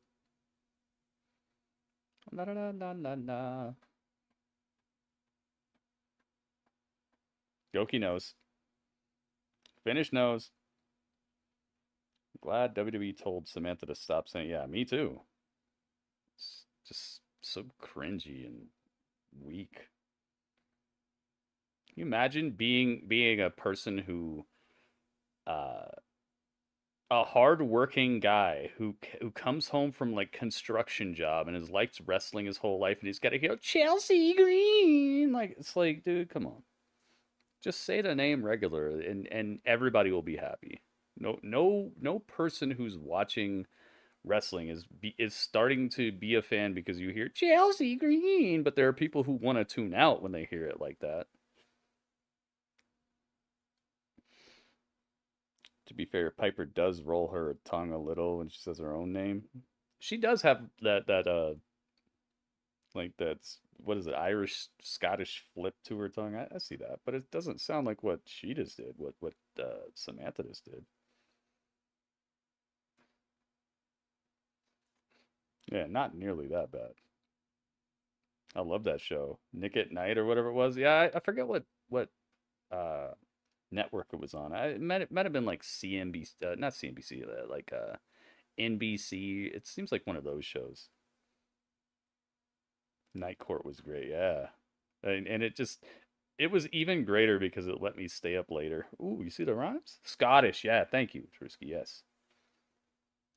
Used to watch the original Night Court, not this Night Court, not this new one. I don't know about that. Portman's in the house. What's up? What's up? It's commercial break right now, by the way, guys. No. Oh, it's not anymore. We're back. Titles Piper Niven and Chelsea Green looking to win the gold. Oh my goodness, Piper just smashed herself into the corner. Things were starting to look bleak for Katana Chance, who has been at the boot of Let's see what the poll is saying. Minutes, but she may have just averted disaster. CM Punk is in the lead by a hefty margin on the poll. If you guys want to vote in the poll, get to YouTube. Also, while you're there, please leave a thumbs up, guys. We have less thumbs up than normal. Let's try to support the stream, guys. I'm putting in the wrench time. My brand new Dudley shirt. You guys can also get your own little bit of the Dudley shirt on my shop. I feel like we have very affordable prices on my shop and very high quality. These shirts are incredible, man. If you get one, when you get one, you'll see what I'm talking about. The cut, it's got a very nice cut to it, like the way it fits. It has a very nice quality on the fabric. It's not that like rough t-shirt fabric. It's very nice and it feels good on the skin. And on top of that, the print is incredible. The print is so nice and high quality to where it doesn't wear away or fade super quick. I have 3 shirts from my shop and none of them are faded. They're all good, man. I've had one of them for years, one of them for like 3 years, one of them for 2 years, and this one I just got. Yeah, but right now it's Chance and Carter controlling the pace. After the wild card game, all your pants? What? Nicholas, what are you talking about? What's Chance gonna do?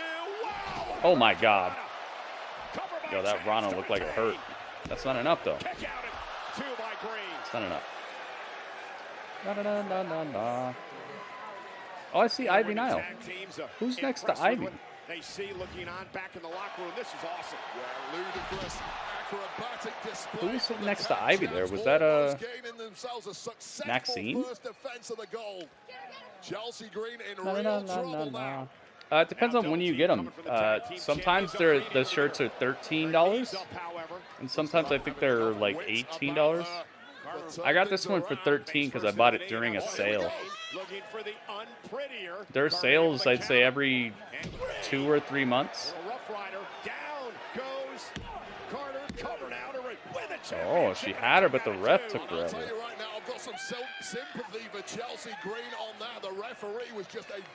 It doesn't have a red color. This is a shirt I'm wearing under it because it's kind of cold here right now. This one's just a black shirt with a golden letters on it. There's a more clear picture of it on my Twitter right now if you guys want to check it out. Or just check out the shop itself. What is it, gear? I think it's gear. Yeah, there we go. There's the link right there if you guys want to check out the designs that I've created. Oh, big boot just eliminates. Always pretty. Yep, Goki knows. Now Piper Niven, she's legal, and against Kayden. Are they getting the titles back? Carter though slips underneath, kicked out, and Super Niven takes. back to the corner. Niven looking for a tag, but there's no one home. Carter wanted a tag too, and Chance was not. Oh, planted by Niven. Uranagi. Uranagi in the corner. And my, the tide has turned in a hurry in this one. And Chelsea Green makes the tag and telling Piper Niven now to go up to the second rope. Katana Chance pulls Carter out of Oh no! Piper doesn't realize it's Chelsea. Oh! She smashed Chelsea To her own partner. with the Vader bomb, the Piper bomb. Chelsea got just super squished. Can't believe it. Katana Chance now. Top rope. Oh! Codebreaker. Elevated lung blower. They can't call it the Codebreaker. Leaving Chelsea Green all alone in the ring. And now the tag made, and Chance going to go up to the top rope. Oh, it's the move. Do the move. The kickstand? The keg stand? Get her out of here. Good finish. I like it. Na na na na na na. Kayden and Katana retain. La la la la la la la la la. Wait a little miscommunication with Niven and Chelsea Green here, and it allowed Chance and Carter to retain. That was cool, man. I like how she pulled her partner out. Her partner grabbed Chelsea and pulled her into place, and then that's when she got smashed. That was like a nice little Rube Goldberg type of mechanism where like one domino falls, it hits something else, then it flips down a hill. It starts a ball rolling that crashes into something that makes the elevator come down. It was like that. It was multiple things that led to this outcome, all in a row. Na na na na na na. Oh boy. To go between Shinsuke Nakamura and Cody Rhodes. The main event match tonight is now become a street fight between Rhodes and Nakamura. Oh, we got anime in the background. No rules, you only win via pinfall or submission. This is going to be a good one later on tonight. That may well be a video nasty. There is some poison. There is some We got beats, man. We got beats in the background. In our main event I'm the greatest. Greatness, greatness, greatest. I think we finally have some video footage of why R-Truth believes he is actually a member Video of the footage? Judgment Day. Just check this out. Let's go. Call me the greatest. I was born in Charlotte, North Carolina. Here we go. On a cold January morning. I'd never forget. The doctor held me in his arms. I'll never forget. And I looked him in the eyes. And I told him, one day, I'm going to be in Judgment Day. I'm going to be in Judgment Day. And wouldn't you know it, that dream came true. We've been through a lot together. Money in the Bank, the Women's Royal Rumble, the Judgment Day in your house. The Judgment Day. What is going on? Is an unbreakable bond. For the last time, you are not in the Judgment Day. Sure. Truth is awesome, We man. may argue from time to time, I'm not in the Judgment Day if I lose this match tonight, but you're not in it if you lose either. JD McDonough, he's out of Judgment Day. But now that JD is gone, we a real family now. Rhea, Finn, They Priest, photoshopped him into Tom all and their Nick pictures. Mysterio. Even though I never met Nick, he's still my brother. Finally, I want to send a message to every WWE superstar on behalf of the Judgment Day. Listen closely. We are always here. If you want to talk. If you need a shoulder to cry on, as we always say in the Judgment Day, live, laugh, and love. Live, laugh, and love. The Judgment Day. Well, ladies and gentlemen, What still has to come happened? tonight. Speaking of the Judgment Day and Tom and Nick. Anyway, it's JD McDonough versus The Miz, one-on-one tonight. Dominic Mysterio being... This was just... I didn't expect for it to be anything like that. I thought it was just going to be a sit-down interview. They gave him a whole promo package. Love, Oh, we don't even say that. When are we going to stop letting him talk for us? Take it easy, JD. All right. Oh my goodness. I get it. Oh, radio? But even on this, my quality was pretty good. That was funny. He liked it. All right, guys. Enough. When are we going to stop this archery? It's Look, time the time for radio. Time comes. And away we go. Hanging serious with Walter. You guys will be hands on DIY for the tag team championship. DIY? I'm telling you, them fellas are going to need CPR. They're Radio, going to thank need you so much for the MRIs. bits, They're man. going to need EMTs. Thank you. Easy, brother. Thank you for You want to talk serious? Cool. I want to talk remembering about that why we're people not can talking about support the handling Drew stream. McIntyre. Okay, ese If you guys could also do that, that would be awesome. If you appreciate what I do and you want to see Rhea, it I'm gonna explain continue, something to please you. consider chipping Drew in is not however my you enemy. can. Drew Whether can't that's be my bits, enemy because he's too much whether of a that's joke tipping, whether to that's be my enemy. subscribing to the channel, Now, speaking of enemies, gifting a subscription. think it was smart to make an enemy out of Nia Jax? I'll take care of it. But let's talk about tonight. JD, I need you to handle The Miz, all right? He's not going to know what hit him. Saddle up, Sucia. Good. Let's go. Push. Is that a new tattoo that Damien has? Pretty confident JD McDonough here tonight. Time for Miz to get into the ring and play. Like this black outfit Miz has got going on. It's kind of a cool way to introduce that he's going to be here as well. The R-Truth segment actually led into this. This is what I keep trying to tell people about the way WWE does a show. It's an episodic situation where a lot of it leads into the next thing. It's not just here comes another match, here comes another match, here comes another match. Oh, here's a promo package that has nothing to do with the next match. Oh, here's a promo that has nothing to do with the next match. They have some of it is like that for sure. It doesn't all fit together, but a lot of it does call attention to the fact that, hey, this is a episodic television show where things fit together, things flow. That's what I was thinking when I saw that tattoo. I've never seen it. We watched his they have a tattoo show now on their YouTube channel. It's like that WWE Inc. or whatever. It's like that, but it's just them sitting down explaining and like what they've been through tattoo wise and the inspiration behind stuff. And we watched his, and he has covered up tattoos before. He has a very, I'd say, a prolific amount of thought and attention he puts into what is on him. So maybe that is a new tattoo. We just saw his tattoos, I'd say maybe 2 weeks ago, 3 weeks ago, and I don't recognize that tattoo that's on him.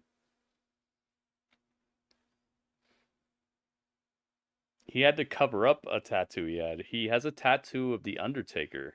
The Undertaker logo. I think it's on his arm. But when he started to get more serious into wrestling, people were like, man, you should probably cover that up. And he was like, yeah, you're probably right. It's like having a Michael Jordan tattoo and like playing against Jordan or whatever. So he covered it up.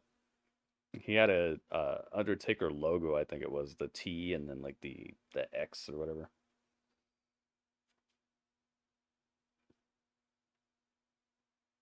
The Miz. Yep, the Miz is here, man. It's about to have a match with JD McDonut. And if there is one thing that I expect is this match might be good. Miz has been quietly upgrading and updating his wrestling style to, and I don't know if he's planning on retiring sometime soon or something, but it seems like a goal to kind of bring his name up in the conversation of like, because he's gonna get in the Hall of Fame because of the run he's had, because of the career he's had, but people are, if I was him, I would know that people are gonna say, yeah, but he's not a great wrestler, he's not good, you know, he's just whatever. I feel like he's trying to start whittling away at that reputation so that once it is said and done, he's going to actually be seen as, nah, man, you can't say that. Miz is good.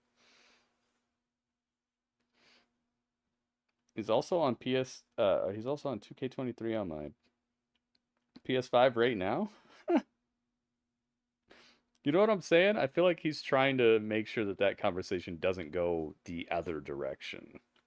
And I don't blame him. If I was him, I'd see it. And I'd be like, nah, man, I don't want people to talk about me like that. When does McDonut next win a match? I think one of the things about being an entertainer is realizing your spot. I feel like you stop being the entertainer you could be when you have this weird vision of yourself that doesn't align with other people's vision of you or how people see you. And there's something to be said about that. If you want to step outside of the spot people assign you, but there is something about just fully accepting how people see you. Like Kevin Hart. Kevin Hart is funny because Kevin Hart sees himself the way we see him. You know, he's a little dude. He's kind of cowardly. He's got like a funny way of talking and delivering his sentences. And if he didn't see himself that way, he wouldn't be as funny as he is.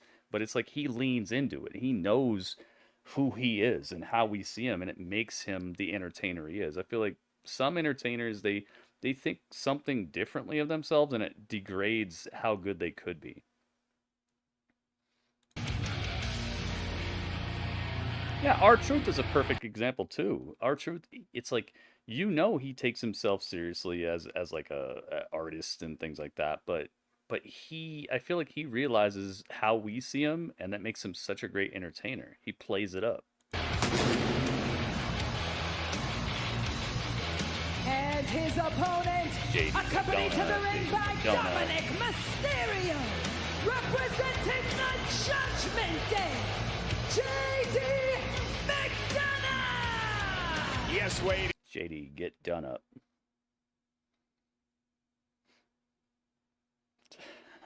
What? You're gonna make the Swifties pay for Peacock? Hey, it's smart. It's a smart move. It feels very what do you call it?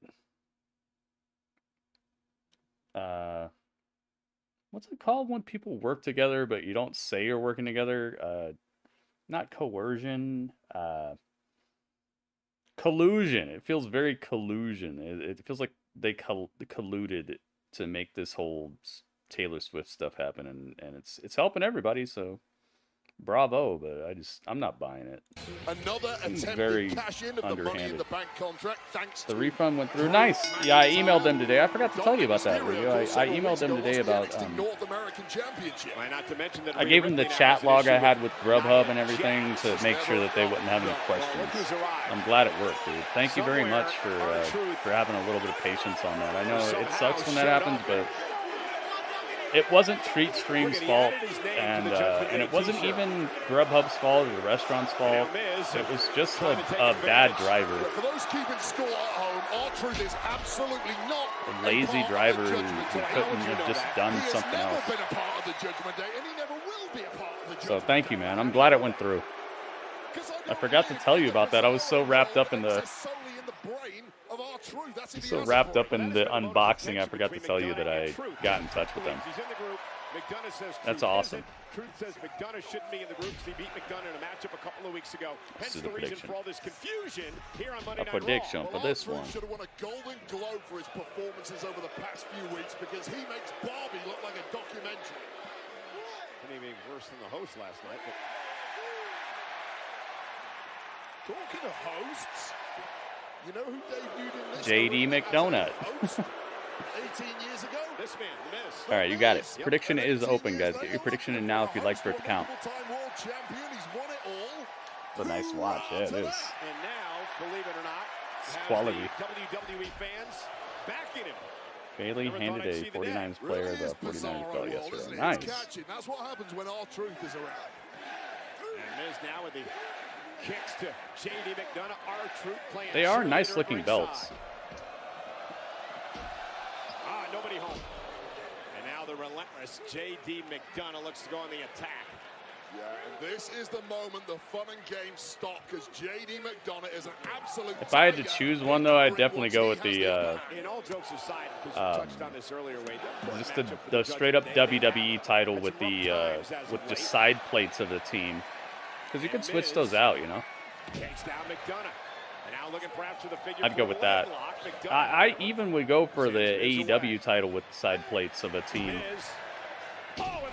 instead of just a straight up team title, because that's all it's ever going to be. You know, you can't switch that up. It's just like now you got a team title. Good. I would definitely take the WWE title first, though. WWE title with the side plates. Can you replace the side plates on like the $150 version, Ringmaster? Do you know? The $150 WWE World Heavyweight Championship. Can you replace side plates, or are they just stuck? Is it just like a fake screw? Yeah, I was thinking earlier that maybe Dominic should take I figure if anybody would know, you would know. Stop thinking about Dominic Mysterio in the back, you absolute creep, Michael Cole. Miz now looking for the skull crushing. You cannot. Oh, that's good to know. Miz across the ring. You cannot replace it. So it's a fake screw. Okay. I'm glad I asked you, man. That's good. That's good knowledge for everybody in here to know. If you get like a $150 version, the replica, you cannot put side plates on it. Judgment Day with the upper hand. See, he just looks sloppy. He needs a haircut or something. Looks like a winner to me. R-Truth is celebrating with Judgment Day. That's good to know, man. I wonder if Impact is gonna, or TNA is gonna start selling those new titles, because man, they're on a roll right now. They're, I don't know if you guys saw it. I tweeted it out. It was funny because I was tweeting it out, and you know how it is on Twitter. If you're putting together a tweet, you can see the tweets in the background. I could see your tweet, but I didn't know what it was saying. I could just tell that it was you tweeting. And I'd already went to the TNA website and got the pictures and everything. It was just so crazy because as soon as I posted that tweet about the TNA tag team titles and the X Division title, I think it is. As soon as I posted that, I saw your tweet and it was about the titles. I was like, wow, good timing. Those titles are looking beautiful, guys. I don't know if you've seen them, but they could have done worse. They definitely killed it, and I hope the world title ends up looking just as good, because I do feel like Impact's world title looks good as it is. If it's any sort of upgrade, that's going to be a move in the right direction, I think. I wonder if Truth will end up doing backstage work or even management for WWE when he's... Oh, man. R-Truth is somebody's manager? I hope he stays around as just forever, dude. I absolutely agree with you that They should find a way to make it happen because he's the type of thing that adds that extra flavor to an event that sticks with people. I feel like that might be the secret ingredient is having those moments that stick with people and make it more than just a show, more than just a wrestling show that you went to. I saw good matches. Like he's that flavor that makes it so the kids laugh and the dad gets to look down at their daughter or their son and they're both laughing because they both feel it. It's not somebody bleeding all over the place. It's not somebody telling some joke that has the F word or S word in it. It's something that like people can share enthusiastically and look forward to. Just making a ticket worth it, you know, and being outside of the expectation, because that's a point where you underpromise and overdeliver, and that creates fans. When you go outside the box to impress or to enthuse people, then people remember that, because that's not every day, you know. When somebody treats you with that regard and gives you more than you asked for in a great way, it sticks with people more, because that's not the norm. That's not the way everybody treats everybody. That's not your normal life. So it stands out, and he's perfect at it. A producer, man, yeah, maybe if he could bring other people to kind of think like him or act like him in certain ways. Shenanigans by Dominic Mysterio before we went to break. Now, R-Truth is cheering the Miz on. Hope he stays and works in creative. Yeah. Part of Judgment Day. I can't figure I like all that. this out. I think he was starting a Judgment Day chant, but whatever adrenaline that pumped up in the arena, it helped Miz out. It's crazy because he's already got the prestige. He's been the world champion as far as I'm concerned. The NWA World Heavyweight Championship is, with the exception of Tyrus recently, I think that pretty much everybody who's held it has got what it takes. And R-Truth has held it. Not that I don't like Tyrus, but it was the wrong time. Maybe if he would have held it earlier or something. It was a I don't know. He didn't look like he should be the guy.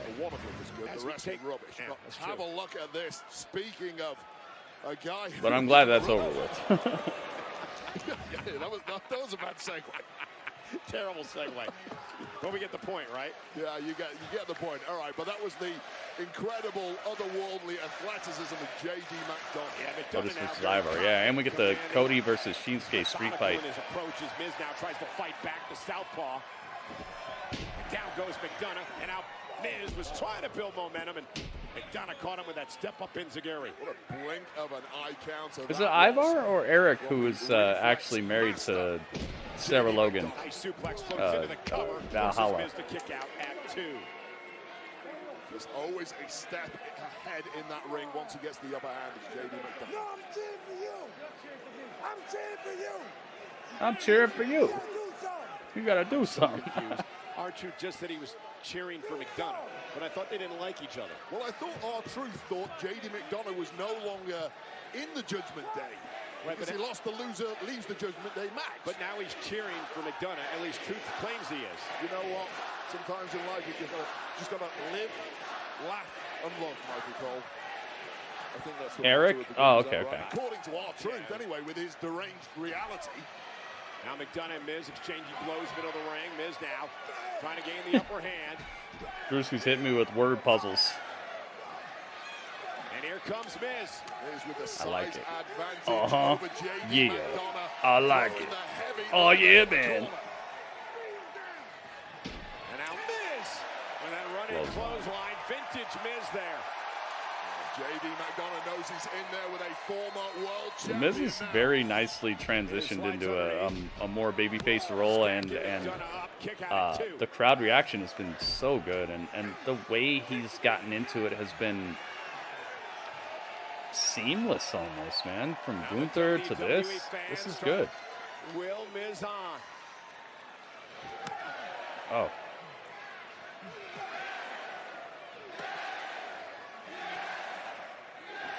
Miz calls him the it kicks. kicking the it out of JD McDonough. Kicking the it out of him. Able to duck underneath the big one, though. Miz into the corner. McDonough rolls through. Shoulders down. Miz kicks it, too. Nah. Incredible Come here. conditioning. Oh. Back of the knee. Just crush your knee. Leverage move there. A great move by Miz. Right to the back of Oh the my leg God. now. Yo, JD. JD's selling is so crazy. He drops himself on his neck all day. Sickening landings for McDonough. You see how he sold this? He did a backflip and landed on his neck. The figure 4 leg lock submission move here. Center of the ring. JD is no joke, but he's got a very beefy neck. Connor's eyeballs bulging out of his massive head.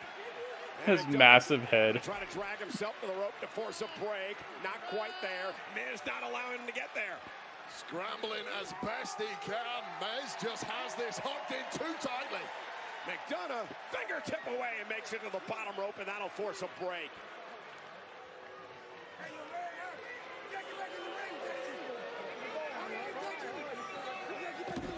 Oh. McDonough hanging Miz up on the top rope, and left knee is in agony, Is this however. enough? Thanks to those kicks from the Miz.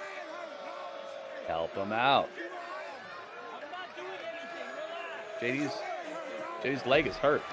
Oh, Miz wrecking ball drop kick. into McDonough into Dominic. Dominic, R-Truth serving as a distraction on the outside. That's why. he's down. Come here, skull crushing finale. Uno, dos, tres. Center of the ring, perfect. This was good. That was a little bit slow on that last angle though. That last little exchange, it was so Miz. You can blame R-Truth for that. I don't feel like JD has been that elevated during this Judgment Day run. I think you're right. I think you're right, but I just, when I look at Johnny Gargano and Ciampa and Mrs. Cricket's, what's her name? What the heck is her name? Johnny Gargano's wife. Whatever. Mrs. Cricket's, Indy Hartwell, freaking Dexter Loomis. What the heck is her name? I can't remember her name, dude. Who's Mrs. Cricket's? What's her name? Prediction is paid out, by the way. Bad days for the Judgment Day. When I look at it's Seth in a snake outfit. Candice LeRae, yeah, there you go. Yeah, Cotton Candy LeRae. Thank you. When I look at her, when I look at everybody on this list, it's like, is JD doing worse? No, JD is absolutely elevated out of this.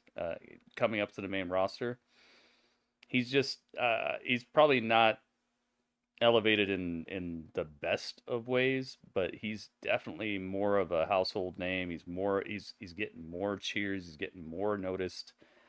He's getting to go out here and do his thing. So I feel like they're doing better with him than anybody else. And that's kind of like a what about them review. I understand that. I don't like when people do what about them reviews. So I don't like that I just had to say that, but it could be worse. 300 snakes died for Seth's jumpsuit. Hopefully they were invasive species that were messing with people.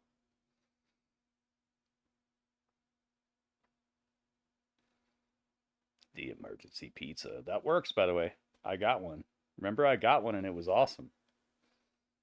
I got the emergency pizza. And you guys can too. It works, man. That was really nice of them. I actually got emergency tots as well. Didn't have to pay a single dime. I didn't have to pay for taxes or anything. All I had to do was just walk in there and they were like, oh, here, ching. Thanks. I just ate the tots. Make sure you guys take advantage of stuff like that. Things like that can help bridge the gap, and also, I think it's very important to realize the stuff that's out there that you can take advantage of instead of having to spend money on things. especially with how expensive things are getting, how prices for things are rising. It's good to know and good to find out what's possible. Using things like a food bank or whatever, like they end up throwing away all that food. If people don't come get that food bank food, guess what happens? Dumpsters. Make sure you take advantage of it, because that's just as bad, man. That's just as bad as sitting there and paying your own money. It's actually worse, because when free food that people could use gets thrown away, that's just the worst, man. Copy your end of. Oh, yes.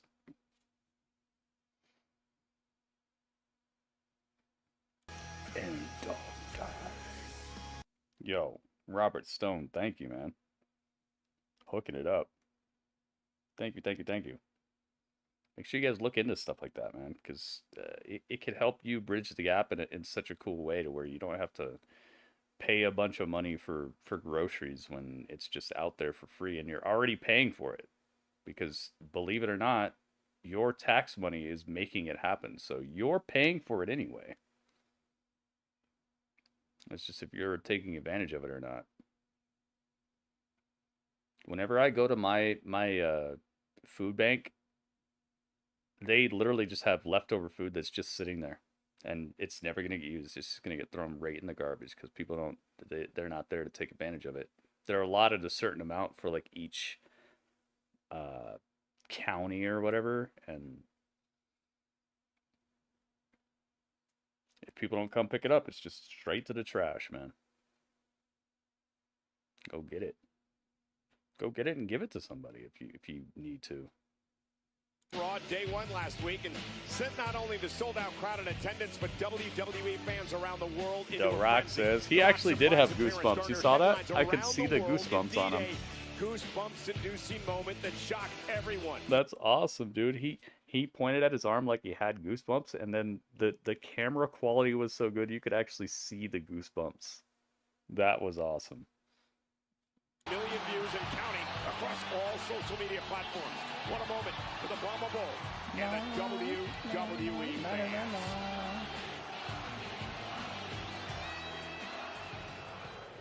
I bet you it was goosebump inducing, because think about it. What's he been doing for the past like 10 years or whatever? He's on movie sets with, maybe 100 people on set, and they're just like, good, cut. All right. Now do it with a little more feeling. Like, this is probably like, whoa. What the heck? I forgot about this. I forgot how this feels. Seth Rollins is here. Have no fear. Ladies and gentlemen, please welcome the World Heavyweight Champion, Seth freaking Rollins! Let's go.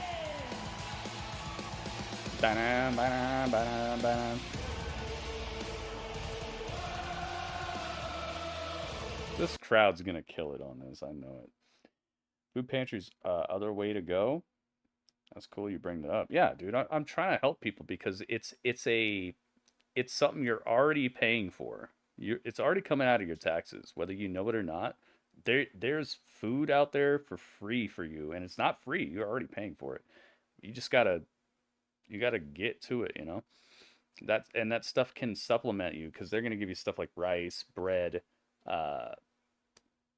pasta, canned foods, beans, things like that can really, it doesn't need to be the focus of your dinner, but it can level it up, or it can help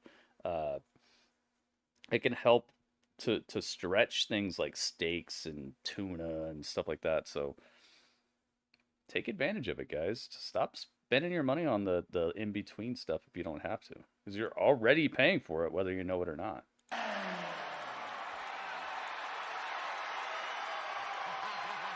It's one of the main things that I try to do with this stream, is not just make it about playing a game. I am a revolutionary. I am your world heavyweight champion, Seth. Let's go. He broke Punk's record. Oh. You've done it again, man. Yeah, and the less money you're spending on food, the more money you can give me. So it turns, it's good. Portland, we are in the home stretch now with the Royal Rumble. So it helps everybody out. Just a few weeks away. After that, we are on the road to WrestleMania. Make sure you guys refresh your stream if you have not already done that, because you're probably behind by a bit. Track record, pretty good, pretty good. I've won a couple of titles. I had a little cash in. But Portland, there is actually one thing that I have never done when it comes to WrestleMania. What's that? Main event? I have never taken a world title into WrestleMania. I've never been the headline, I've never been on the marquee, but that all changes this year because this is the year of Seth freaking Rollins. Is this true? You're so tired of hearing Rollins' mic intro. I worked too long. I took a title that a year ago did not even exist, and I turned it into the most important prize in this industry. Did Kevin Dunn leave, or is he not gone yet? I was gonna be a fighting champion, and I was gonna be a workhorse champion. But Portland, the work is not done. No. Kevin Dunn is fired? I've got He's not one fired. little question. What the heck? Where are you hearing that? Who am I going to beat? Sounds like you're at reading the dirt grandest sheets. stage of them all.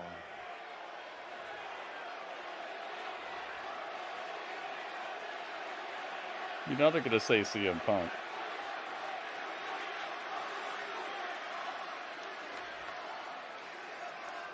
In his dreams, maybe. In his dreams, maybe. Because that Raw roster is so loaded from top to bottom, and there are so many superstars. Oh. Yes. Jinder Mahal? Yo, they actually didn't do shot in the pan stuff? Let's go. I'm so down with this, man. This guy is... He did such a great job, and I loved his run. Please do. Please do. Here comes Jinder.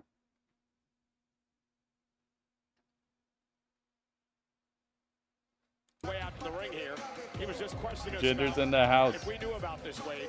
Well, I didn't know about it. I wish I did. I'd have brought a celebratory confetti cannon or something. I wonder if he ever wishes he would just grow his hair out. Into Mahal. Look at every inch, the superstar. Bart Simpson is looking on with a mean face.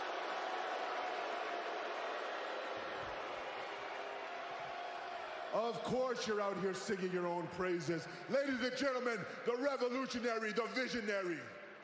How is it that last week, within 5 minutes, I was more of a revolutionary than you've been in the past 5 years you've been calling yourself that?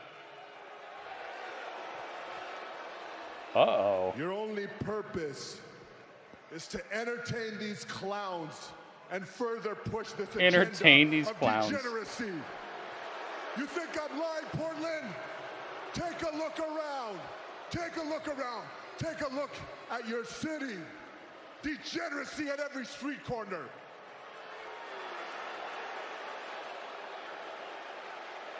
Am I lying? The world Am I lying? heavyweight Oh yeah, there's mad champion. racism The man with in the Portland too. platform. Yet you instill no It's change. not like You speak people don't no say it truth. out loud, but you could tell. You sing, you dance, you dress up. You bring no value. Back before everything was called racism, you know, now everything's called racism. Black Friday's considered a racist thing. But I digress. Now, I'm talking about like back when I was there was real racism. It's just people didn't say it, you know. They just get you. Who provides opportunities, except to a tenured, You just get treated a certain way. deserving former Panda, WWE what's up, Panda? champion.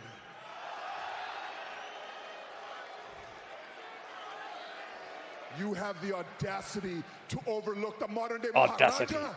You have the audacity to overlook me. Let me remind you, I beat Randy Orton, the greatest of all time, and I did it with ease. Oh, he's the greatest.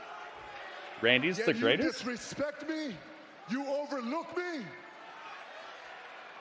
This disrespect will not be tolerated. Don't tolerate it. Seth, I've known you for a long time. I see through this facade, this charade. I see through it all. But for the first time, Seth, look me in my eyes. For the first time in a long time, I have your attention.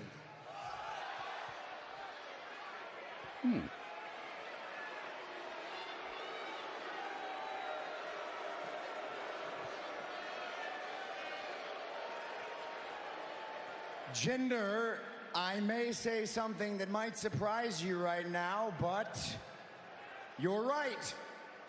You're right. We have been overlooking you. We have been overlooking Jinder Mahal, but Jinder, that wasn't an accident. We've actually been doing it on purpose. Oh. Yeah, for years, man. We've been trying to forget you until last week when you showed up and The Rock put your balls in a vice.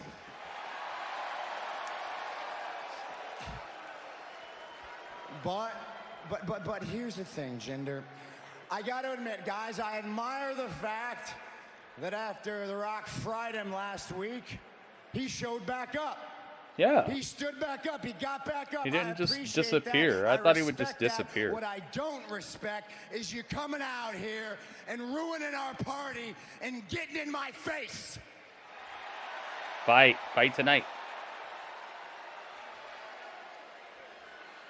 So yeah, you got my attention, Jinder. You're sick of being overlooked. You want to do something that these people are going to remember you forever for? Fight him for the title. Take a swing, Jinder. Take a swing, Jinder. Come on, Jinder. Take a swing. Come on, I'm right here. Do it. Swing on me, Do Jinder. it. What are you waiting Swing. for? Right here.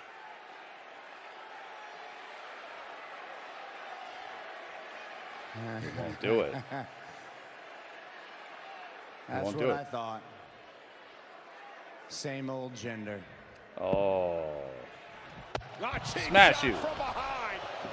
And Jinder Mahal Stomped him up. now, beating the hell out of the world That's getting champion. stomped up. Uh-oh, Jinder has taken the jacket off. It's time. Uh-oh. Rollins won't be disrespected. Taking the fight now to Mahal. Oh, and down goes Clothesline. Rollins. Seth gets his Mahal, a back former jacked. WWE champion. Let's not forget that. Sick of being and looking for the Colossus. Colossus? No. Seth got out of it. Super Cakes? With a kick to Mahal. Super Cakes with some cowboy-esque boots. Goes for the stomp. Jinder Mahal wisely moving the hell out of dodge. Da-da-da, da-da-da-da-da. Mahal rips the shirt, rips the buttons off the shirt. The World Heavyweight Champion standing tall. This is interesting, man. I like how there's layers to this. It's not just, oh, all I care about is CM Punk. All I care about is Seth Rollins. Who can take you out mentally as well as physically. One of the best strikers ever tonight. No rules. He's in a It's almost like multiple people work here and see each other and know each other. Vicious personal rivalry, and it's entering its next chapter. The American Nightmare. There's an Indus share. I don't know. Maybe he told them to stay out of it. They locked horns for the first time after their last heated battle ended with Rhodes on the wrist. Maybe he told them to chill out and not get involved. Will it be the same result this evening in tonight's main event? It is a street fight on Raw. Dress shoes slipped him perfectly in place. So they might face off at the Royal Rumble. That's a good point. It's time for Otis. Every time I see him, it's just like, yes. Oh, there's no Chad Gable out here. Wade, I know you've been excited for this matchup all night. Maybe he's gonna be the person who like plays the spoiler in the match or something. It's time for Otis, and it's time for Ivar. Raiders, and it's coming out next. Okay, yeah, I do think that was Maxine backstage during the tag team, the women's tag team championship match tonight. I think that was Maxine sitting next to Ivy Nile. It would make sense. I couldn't tell who it was at first though. Maxine owns her own clothing store. Where'd you hear this? La la la la la la la. St. Petersburg, Tampa, Florida, Royal Rumble. This is going to be something else, man. Has MJF showed up yet? No. No Maxwell Jacob Friedman. There might be a person we've seen with those initials, but I don't know them. They're probably just some person in the crowd. I read her Wikipedia page. Okay, so that doesn't count. Wikipedia does not count. I've said it before, I'm going to say it again for everybody in there. There are only two ways that anything is considered real here. And it's if it's from a real outlet, like their actual company, or if it's directly on their social media. I'm not saying that it's a spoiler, but you start opening the door to spoilers when you start accepting things like Wikipedia. Because, you know, anybody can edit Wikipedia, especially if they've already been on there for years. They could just go in and change stuff. We've seen it to where, like, they change people's names. They change people's, like, they make little funny jokes in their profiles. They say weird little stuff in there to, like, make inside jokes and make people laugh. Like, it's not a source, okay? So please, don't put it in my chat if it's not directly from them themselves, something that's on their social media or on their official website, like her official website or something like that, or if WWE says it. Anything outside of that, please don't do it. ESPN would be okay, but that's about it. Sports Illustrated, maybe. Like, we need to keep a clamp on it, because once we start letting Wikipedia be a source, that's where we just lose the plot.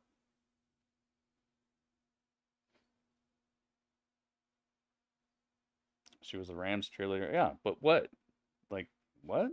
Why are we talking about that? I don't care about, like, verifiable past, okay? If she has a website, official website, then yeah, we can start talking about it. But Wikipedia is not a source that we cite here. All right, if you want to do that, you got your capture card. You can do that all day, man. You can stream all day and just list a bunch of stuff. But that's not what I want in here. So please respect my rules.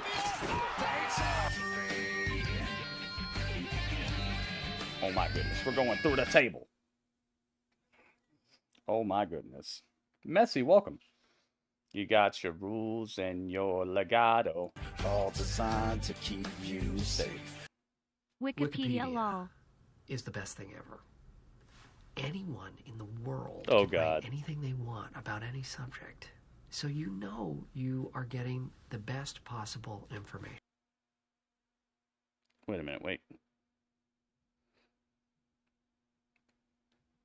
Oh, it was only 13 seconds, though, so it did end right there. I thought I messed it up or something. Wikipedia is the best thing in the world.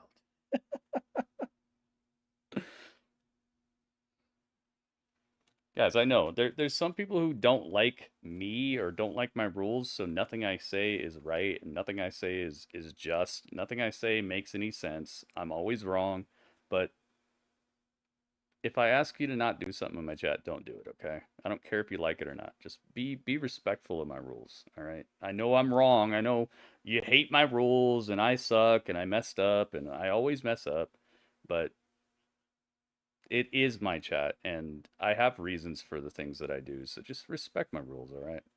Legato, thank you for the tip, man. With meat parties. The whole world is gold. Search for it online if you don't believe me. Bam, bam, bam, bam. Is that the first tip of the day? I think it is here. Giving you crowns for that. And his opponent, accompanied to the ring. Oh my goodness. This is going to be smashing. I bet you Michael Cole is so scared at the announce table right now. He's probably like, oh no, I hope they don't come over here. I don't blame him. I guess move Otis over a little bit. Na na na na na na na na na na na na na na na na na. Make Otis bigger. There we go. Now it's looking nice. I'm trying to break the rules. Yeah, I understand, man, but just Wikipedia is never something you should listen here, all right? And I'm not just telling you that. I'm reinforcing the rules that already exist.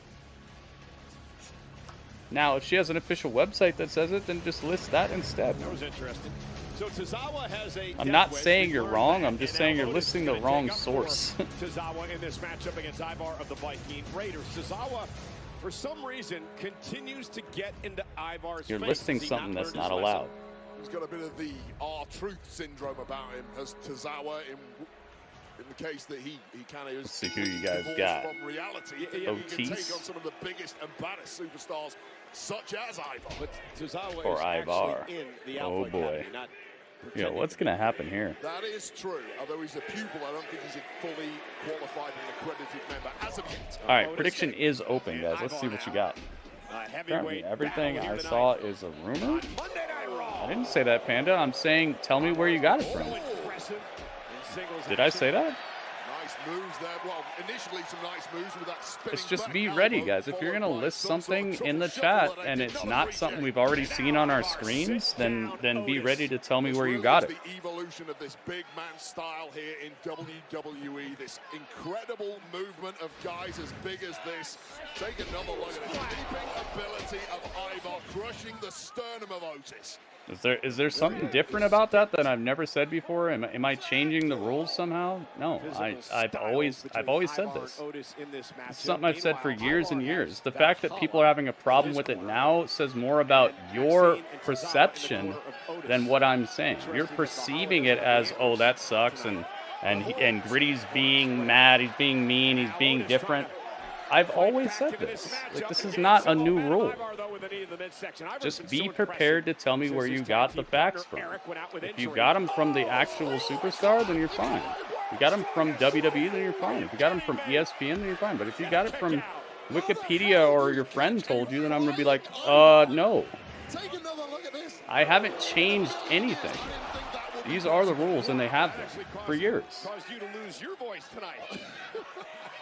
Inhaling helium like Michael Cole in the And it's for the best. It makes events better when people don't know what's happening or when spoilers don't happen. And sometimes it's not a spoiler, but just be ready to tell me where you got it.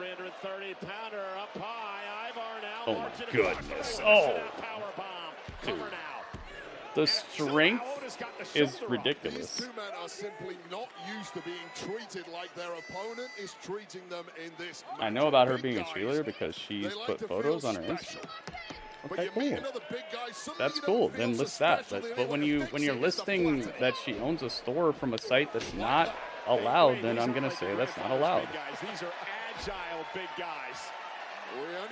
What am I supposed to do? Oh, that's fine. And then people start listing all the rumors that people start putting on Wikipedia, and then it's just the chaos in here. And every spoiler is allowed if somebody posted it on Wikipedia. Like, come on, man. Oh my goodness. Cover. That's Rope Break City. Oh, he wasn't beneath the ropes. His toe was like right beside the rope. How do you teach Otis to do the caterpillar? Why is that womp womp womp, Panda? What? You see what I'm saying? Like, you're not responding to what I'm saying. You're just being contrarian. You're not realizing that I haven't changed anything about the rules. I'm just enforcing them. I'm saying don't do it, and you're saying womp womp womp. Like, what's womp womp womp about that? Suddenly the fun and games have Should we start letting people? Should we start letting people ruin events and just list whatever they want in here? Have I somehow changed the rules? Before Cole, utter devastation if he connects with this doomsault. From the top rope, Connectes, cover. Oh my God, he got him with it. Yo, he actually won with the moonsault. Oh my God. He did it. They're actually letting it happen. They're letting that be his finisher now. I remember for like weeks, months, that he would always try to pull it, but he could never get it. Now they're letting it be it. You are big, Ivar. The way that Otis caught Ivar off the ropes was spectacular. The strength was outstanding. Everything here. This connection to the jaw of Otis, and there was no answer for this huge 330-pound doomsault that has The doomsault. I like that. Yeah, it usually never works. climbing the ranks in the singles division. Got him. You're just a little man. Yo. Ladies and gentlemen, please welcome my guest at It this has time, continued. main event, Jay Uso. What's up, Jay? Happy New Year. It's Jay Uso. Happy New Year. Happy New Year. Listen, 2024, it's kind of a different vibe for you, right? It's the first time in a long time that you're going into a new year solo, no bloodline. Do you have any A resolution? flying flat screen? Wait, new what? Yeet. Yeah, I got a New resolution Yeet. right here. Happy Jackie, New yo, Yeet. Your boy's about to get his first ever WWE Singles Championship this year in 2024. Year of the New Yeet. You know what I'm saying? You The new guys in Yeet. the game. I'm getting it this year, Jack. I don't know what you're talking about. Uso. Uh-oh. Jimmy Uso's Bronson little brother. Reed. Look, you're not the only one with plans to become a champion in 2024. So my advice, Uso, don't get in the way. Happy Yeet Year. Happy New Yeet. Well, after weeks and weeks of torturing the American nightmare, Cody Rhodes was sadistic. Oh my goodness, dude.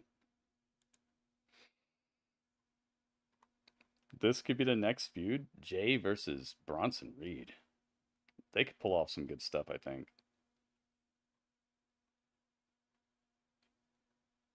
I like it. Uh-huh. Yeah. It's about to be 30 minutes. You might be right about that, but they've been throwing in a lot of a lot of character building segments between the matches, and even during people's intros they've been doing it too. So I kind of hope it's not 30 minutes, but it might be. Imagine a triple threat with Ivar, Otis, Bronson Reed. Oh my goodness. You're gonna have to make the ring out of adamantium. Reinforce everything.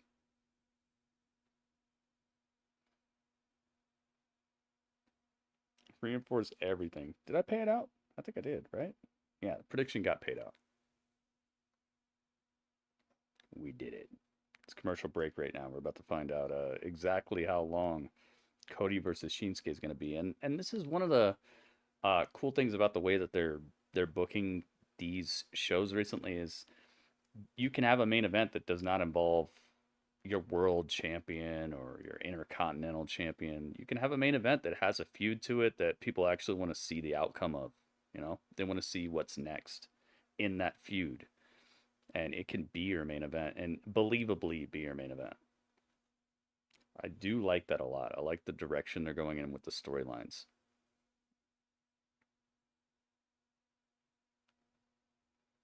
Crunchy. Taco Bell. A $5 cravings box. I feel like that's one of the best deals in the fast food game right now, that $5 cravings box. Especially since you get 3 separate food items and a drink. I don't feel like it's... I mean, they're probably making 500% profit out of how much it's costing them, but overall, I feel like that's a good deal. But Cody is still their big main event star. He is. He is. And that's what I'm saying, is they're providing a storyline that people want to see. It's not just he has to be after the title. They're making it to where there's a storyline that you want to see. That you want to see the outcome of, or want to see what's next. I think that's very important. Instead of just possibly having a match that's not main event worthy, or having a main eventer versus somebody who's not, you're not invested in the storyline. You're just like, oh, he's going to fight some guy I know is good, or kind of good. It makes it so there's more to it than just, the guy who's a main eventer is in the main event. It makes it so that the guy who's in a main event is there, and I want to see what happens next. I want to see what's up with his storyline. I want to see how he's going to find his way out of or into the next phase of the story. Oh yeah, we got Raw Talk. I forgot about Raw Talk. Yo, Jinder Mahal gets a title match next week. Oh my goodness. Jinder versus Seth Rollins. Dude, it's like a dream come true. A rough time of it of late, and they are now sick and tired of the antics from R-Truth, the undisputed. It's like a dream come true. Seth Rollins versus Jinder Mahal. It's like I booked this myself. Let's go, man. You know, DIY said they want a tag team championship match. Well, to earn that, they're going to Wait, at what? least get through Dirty Dominic Mysterio and JD McDonough of the Judgment Day. Tag team action live next week on Monday Night Raw. And he is the...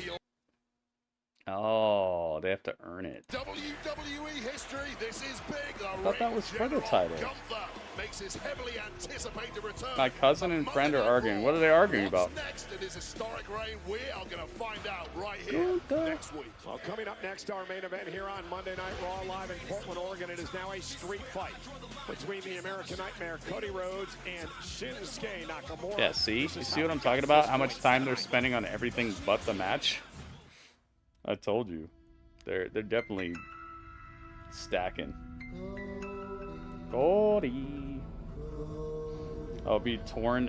Jinder's not my favorite, but I do want to see somebody. I really don't even care who does it at this moment. Just take the title off of Seth, man. Somebody, especially because Shinsuke didn't get it. I'm just like, dude, get it off of Seth somehow. Because they told a perfect story of how he could lose it, and they still didn't pull the trigger.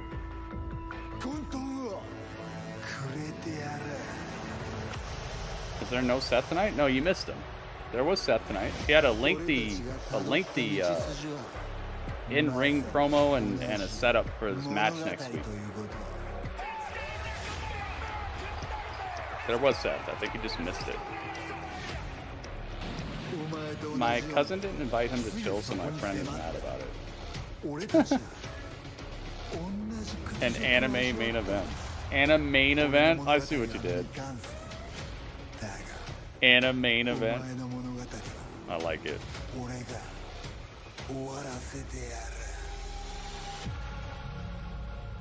He's looking like Venom. Folks like to talk about their goals, where they'd like Seth to is fighting be Jinder, man. He's fighting Jinder next week. I think you just missed what I said too. Stuck on is Shinsuke Nakamura.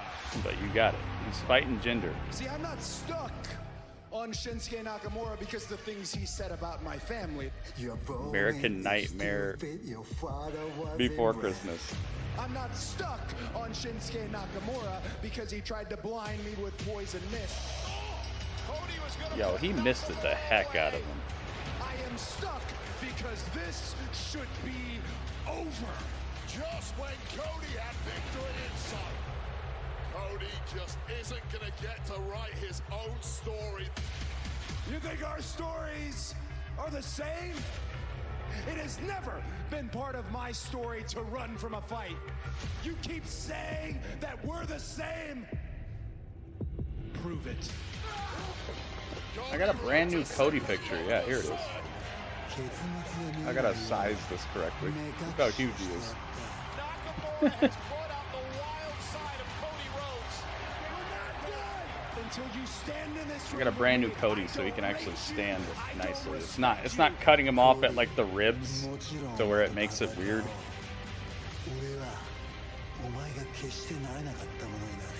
I will finish your story. Then close your book.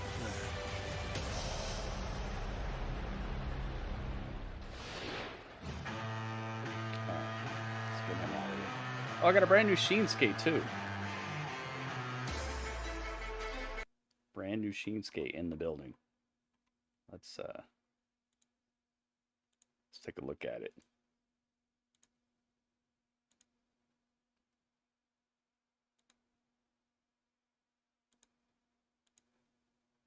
Brand new Shinsuke. Oh my goodness, he's huge. He's Chris Jericho sized. All right, hang on. We got a brand new Shinsuke Nakamura. He's here now. It's a better picture, I think. I like this one. Godzilla. I don't mind. I don't see Seth losing until, yeah. I don't, until Perth. You think he's going to lose at the Elimination Chamber? I thought you were going to say WrestleMania. I was agreeing with you until I saw the place you said.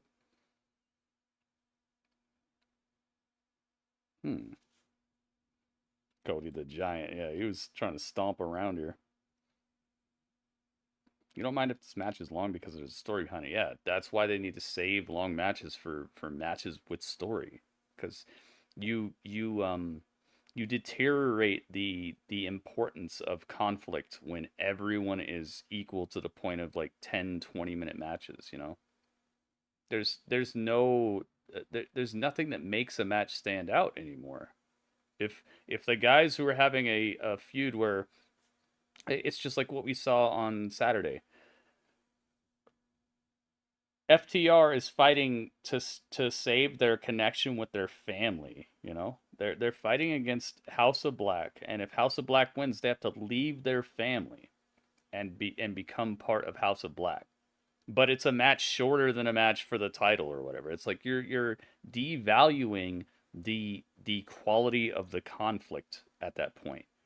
They're fighting harder for the title than their own family. They're fighting longer for the title than their own family. They're fighting longer on Dynamite for nothing than their own family. Like you're messing things up, dude. Save the long matches for the actually important conflicts.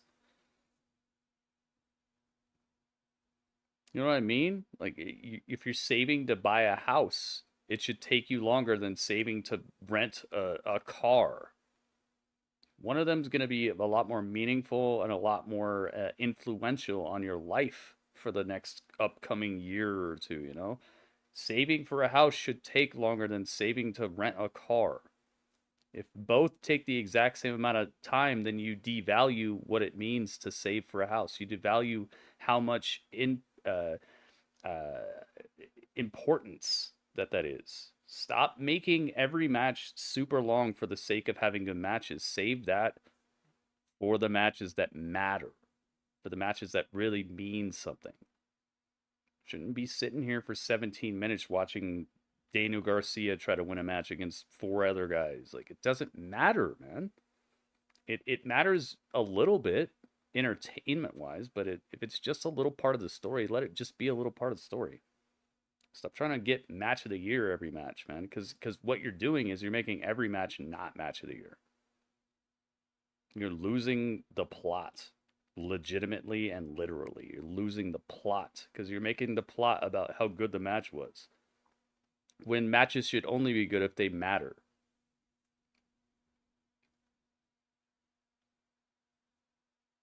WrestleMania could be the rematch. I think it devalues it, though. it devalues the importance of winning the title if the title is lost before Mania, you know? And then it's just like, oh, he got it back. Getting the title back is never as important as like losing it or somebody winning it. Regaining the title, it's always going to be a what is it called? Depreciating equation. What's it called? It's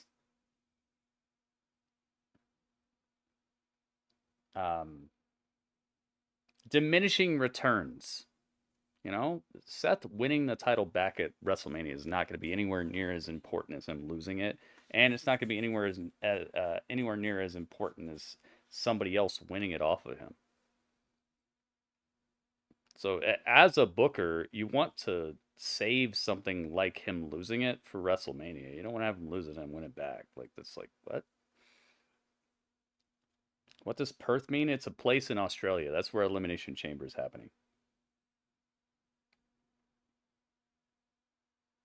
Priest cashing in before Mania or during? Yeah, that could happen. He already tried it, though.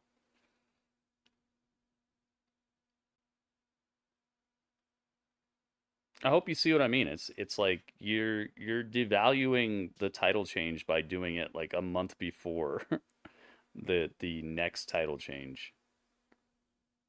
You're making WrestleMania like a pit stop type of situation instead of the destination. Bianca Belair versus Bayley this Friday week, Night okay? SmackDown. Live this Friday, 8/7 Central, only on Fox. It could still be cool, and if they have another twist, if there's something else they're gonna throw in, then it could work fine. Your idea could work very fine, but there would have to be another twist involved that makes that WrestleMania match even more important than just winning the title back. You know what I'm saying? Like, it needs to level up, not revert. So if they add somebody to the match, if it becomes a triple threat or something, then yes, that's an upgrade, and that's something that can make the WrestleMania match even bigger. So I'm not saying no, it just can't be he just gets the title back, because that's we're just going backwards, and that's not creating a special moment, basically. Cody Rhodes in the house, and I got the copyright to Mickey Mouse. Let's go.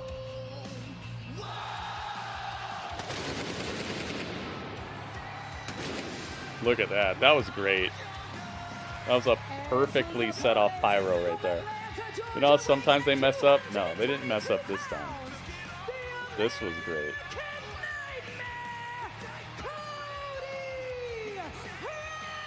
Cody Rhodes, guys.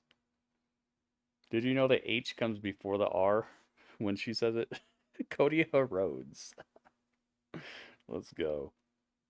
Homelander versus Venom. Nice. The weight belt. I don't see this kid throwing it back this time. This kid is gonna keep this weight belt. Something, Cody Rhodes.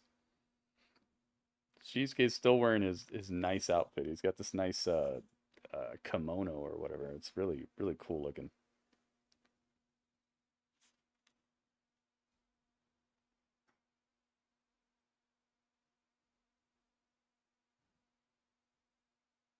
Let's go.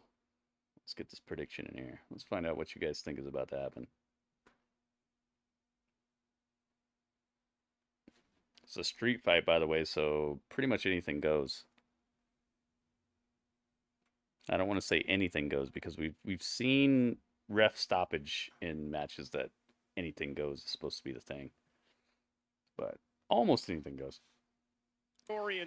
Let's go. Predictions are open, guys. Get your prediction in here now if you'd like for it to count. Rhodes' story for him. Did Cody neck tattoo get bigger? This is a street fight. Anything goes. You must win via pinfall or submission. Nakamura, the master of not only physical striking, but mind games, and he's going to make Cody Rhodes wait.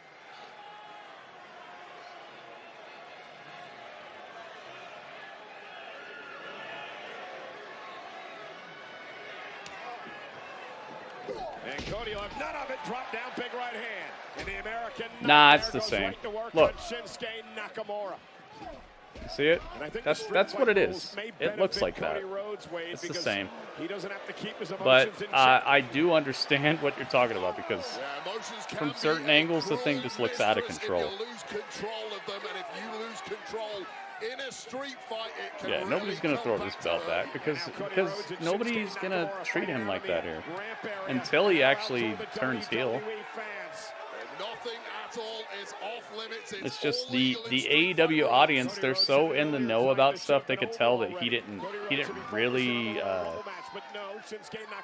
care to be here, I would say, and he was cringy, and then on top of that, he was just not green enough to be there. He was like a reminder, a constant reminder of just how indie the whole place was looking. So yeah, that crowd was destined to turn on him. The WWE crowd's not going to turn on him until he actually gives them a reason to. We're actually going to the street? I hope so, man. Get your prediction in now, guys. Prediction's almost closed. That's what he talks about, finishing the story. Oh, it's over. There it is. Prediction is closed. Taking pot shots at Cody Rhodes' father, the American Dream. I don't like when I predict the match. It says if I predict you can't help Gritty with the outcome. Oh, yeah, it doesn't let me predict at all. So they're trying. It's trying to say that like the person who's running the prediction could be unfairly helped out because these predictions are meant for gaming. So it's like, will I get 10 kills and then you join the lobby and let me kill you 10 times, you know? There are people who will do stuff like that. It's not really meant for this sort of thing. That's why they're saying it like that. Because there are cheaters everywhere, man. Become the first person in 26 years to win back-to-back Royal Rumble matches. The last person to do that, Stone Cold. They're not anticipating these predictions will be used for something that has nothing to do with anybody involved. They're thinking everybody's got a stake, kind of, you know. I don't think the neck tattoo got any bigger. It might have been touched up. Unloading on Cody Rhodes. Maybe. And again with a kendo stick for Shinsuke. Could be crucial. Be a good way to spend like a week off. Get your tattoo. I wonder if there's any negative things about that. Like, if you get your tattoo touched up too many times, will it start to cause problems? I don't know. I don't know anybody who's gotten their tattoo touched up that much. I got a tattoo right here. Want to know why no one What? What's that? Pizza Hut's buy pizza, get free There's a pizza. tattoo right On there. January 10th only, buy a large pizza, get a But I free never got large it one-topping pizza. touched up or anything. So I don't know. Brandy Rhodes in the Royal Rumble. She'd get tossed immediately, I hope. She's not a very good wrestler. She seems awkward. I'd like for her to be on screen though. I feel like she could bring some reactions out of people. But they're probably not going to introduce her until Cody turns heel. Because that's what she would bring to the equation. She would never bring people cheering Cody. If she shows up, the only way she could show up and make people cheer Cody is if she's like saving him from certain death or something, you know? And she shouldn't be the person to have to do that. So I'd save her until you want people to boo Cody. She's perfect for that. When she shows up, Cody should be thoroughly being a heel and being dastardly and dirty and stuff, and then just have her be the icing on the cake, man. She's the perfect cherry on top to the heel Sunday. A shot of Brandy. Does she still make those videos? Who remembers Gritty XP? I remember Gritty XP. I wish it never went away, man. It's just the people who made that bot stopped working on it, and it stopped working. So I had to switch. But now you guys are still earning points from stream elements. If you guys don't know, you have a thing called reps that you've been silently gaining every single time you've viewed this stream on Twitch. It's called reps. It's how much you've been working out with me. It's how much you've been lifting. Is it? How do you get to it? It's just I can't remember. The Stream Elements even in the chat right now? Stream Elements might be taking a night off. I haven't seen it talk in a while. But yeah, everybody in here has reps. That's how much time you've been spending in the gritty gym and working out and getting stronger, faster, better. All the stuff Kanye was talking about before he turned into Clonye. You're getting all those. And they're part of your account until you spend them. And there's a bunch of stuff you could spend them on.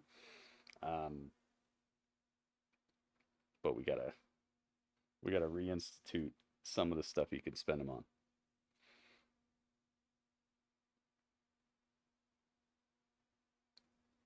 It's gonna be fun when we hit next season of GWE, because I have these particular reps will be spent to make your created wrestler better, and everyone's starting at a very nominal level. Nobody's gonna start off at like a 92 or whatever. Next season, everybody's starting off in the trenches. We're all gonna be very near each other and very and have the ability to tangibly improve your character over the season and see where you end up. But it's gonna be based off of using reps and getting reps. So like hanging out with me during Spider-Man is gonna help your character in the GWE as well. It's not going to be like you just show up for a wrestling show and you win a title because you have a good character. It's not going to be like that. It's going to be based off of spending some time in the chat and being part of the crew, because that's the best way to do it. Your champions should be the people who are in your squad or hanging out the most, you know? Because that makes the best champion. Who wants a Brock Lesnar, you know? Who wants a champion who shows up once every 3 months or whatever? And why would that encourage you to come back? If you know you're going to lose no matter what because somebody's already got the best character, why would you want to hang out and wrestle? It would make you want to hang out if you know hanging out is going to help you win. Clonye. Legato heard it. Thank you, man. Able to turn that into a world championship. Much like but that's what's up. So I hope you guys are looking forward to that. To me, it sounds like the best way to go, and it also sounds like a journey where the season itself is a character. It's not just about you wrestling people. It's about you matter. What you do matters.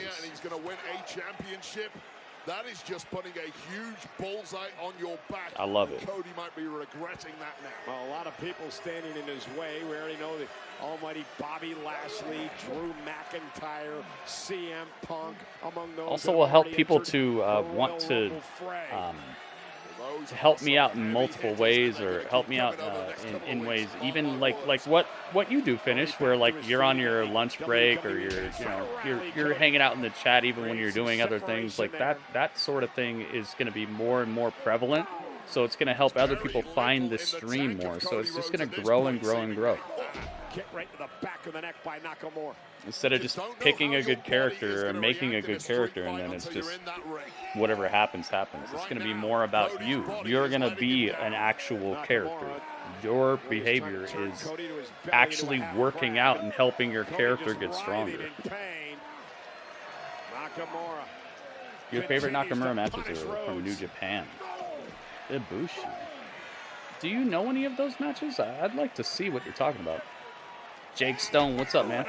Kick by Shinsuke. You see, Tony kind of announced on X. Edge, OC, Preston Vance? Who's OC? And Dustin Rhodes. Oh, Orange Cassidy. Versus Lance Archer and Agony and Brian Cage on Dynamite. Sounds horrible. Quickly meets Nakamura and down goes Shinsuke. And now Cody Rhodes looking to build some momentum. But then again, it probably sounds good to a certain type of fan. I'm not going to say it sucks, but it sounds horrible to me because as soon as you have to tell me how many people are in a tag match, You already messed up. I don't like multiple man tag matches, especially in AEW, because it just becomes a cluster, you know? It becomes nonsense and people standing around on the outside waiting for people to flip out and all that. It's just...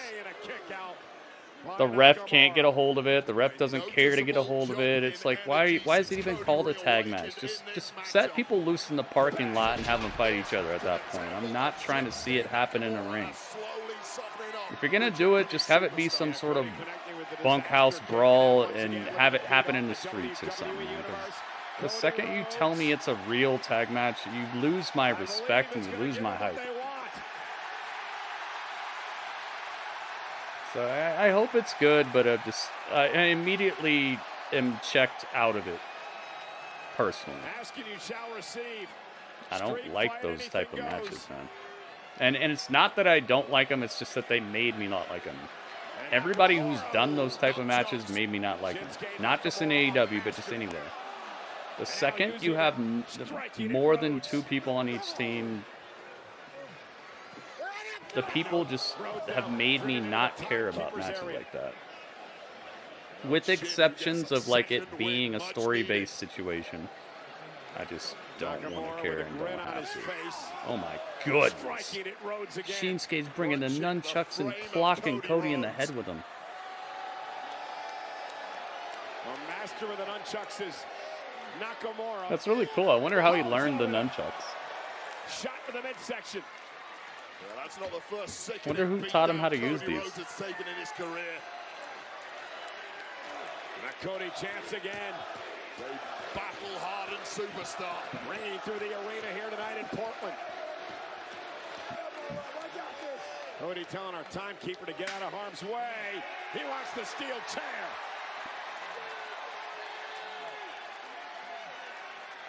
And Nakamura. Oh, Nakamura with the mist to the timekeeper. No. Cody ducked it. He saw it coming. Well, that was how Shinsuke Nakamura took out Cody Timekeeper got destroyed. Cody's asking for help again. Berkeley up in our timekeeper. The red one's the one that burns, right?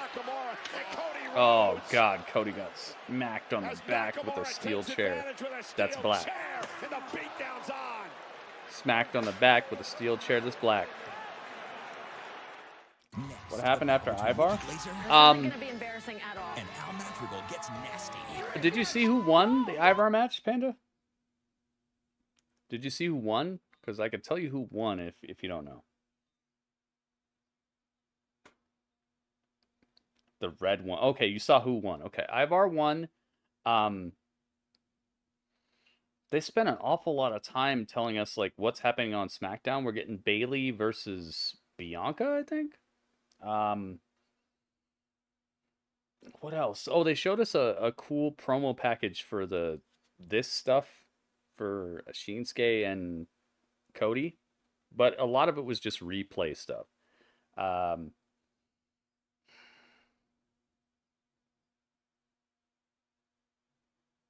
Gosh, man. I don't think much. I don't think much else happened.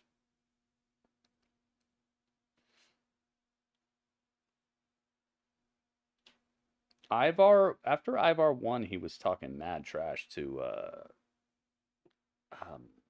what's his name? Akira Tozawa. He was like, "You're just a little man." And what's her name? Valhalla was like, "Yeah." Grayson Waller versus Cameron Grimes is Friday. If they didn't say, if you watch Grayson Waller's video on Twitter, oh, they teased that. They teased that on SmackDown. They gave that a little bit of a. I called it "Where's My Hot Dog" at the time. It was a little better than "Where's My Hot Dog," but it was very thrown together. It was kind of like what they do with Rampage, where somebody's cutting a promo backstage, and then somebody walks up like, "Hey," and they're like, "Hey, oh, I'll see you on Rampage." Like it was kind of like that. The Miz and JD was after Ivar? He did a cringy giveaway. Wait, what? What is he giving away? What is he giving? It's commercial break right now, by the way, guys. The street fight is still happening, but commercials are happening as well. Yeah, I don't know if you really missed much after that. It's basically been a lot of setting up for what's happening on Friday for SmackDown and just getting people interested in this main event. Grayson Waller action figures from ringside. Oh, okay. A signed action figure. That does sound kind of cringy, but it seems right up his alley. It's like it's part of his character that he'd want to give away his own action figures and stuff. I'm cool with that. But I see what you mean. Oh my goodness. Dollar, dollar. Dollar, dollar. This gets claimed so quick. Ching, ching, bling, bling. Oh my god. Nakamura, Ibushi, Wrestle Kingdom 9. Oh, you found the video. Oh, he called it cringy. I thought you were calling it cringy. Timekeeper, Berkeley Ottman's Legato, thank you so much, man. You found the match. You found one of the matches. Legato, thank you so much. We'll check it out after this. I can't blame Cody for actually. Oh God! Concern for another human being is Cody Rhodes now. He hit the chair and the chair flipped and landed right back in the corner. It's meant to be. You saw it? The chair went and then it just landed right back in the corner, just laying there. English commentary. Oh, nice. And it's Jim Ross? Oh, this sounds epic.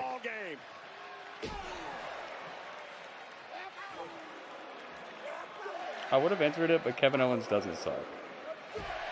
That's cool that you have honor like that.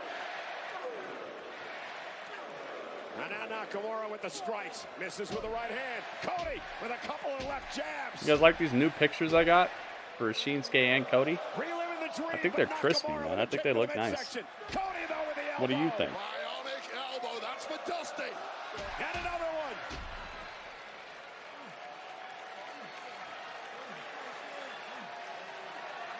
You know, what'd be really cool is if he if he went over and asked the kid he gave the weight belt to for the belt back, and the kid is like looking at it like, but I love this belt, and he's like, come on, and he just loves Cody so much more than the belt that he gives the belt back, and Cody hits Shinsuke with the belt and wins the match from that, and then he goes and gives the belt back to the kid. That'd be an awesome ending.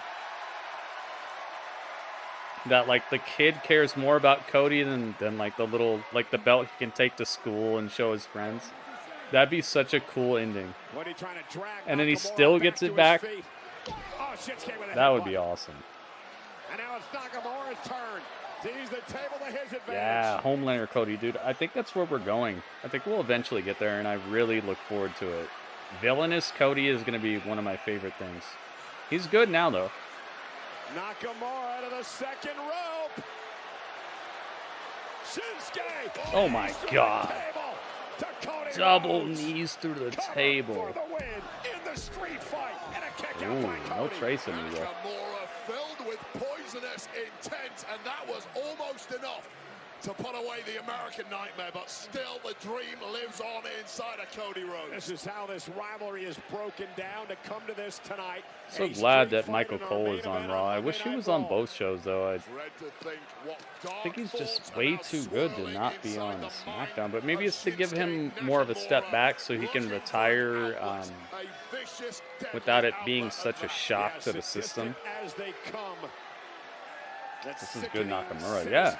Oh, I told you, man, this crowd, Portland, Oregon is a great place for crowds, for reactions, for support.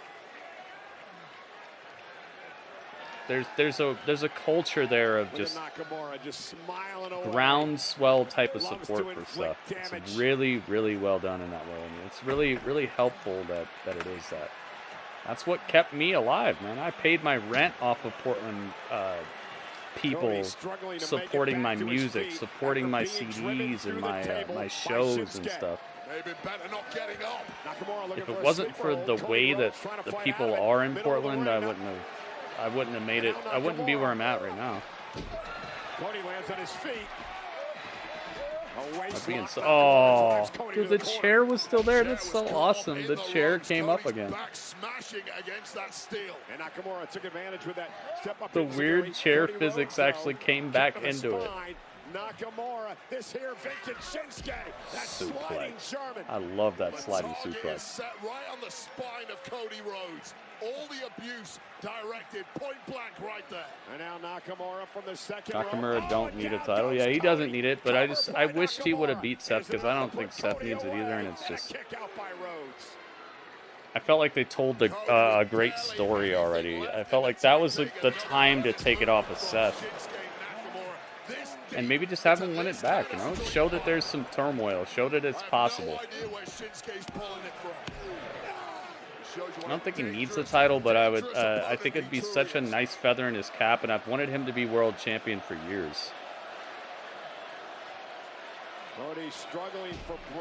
And it'd be such a good advertisement for people from New Japan and other companies to come here, you know? Oh, I feel like it's nothing but a win. Oh my God. Pedigree. No, kick out.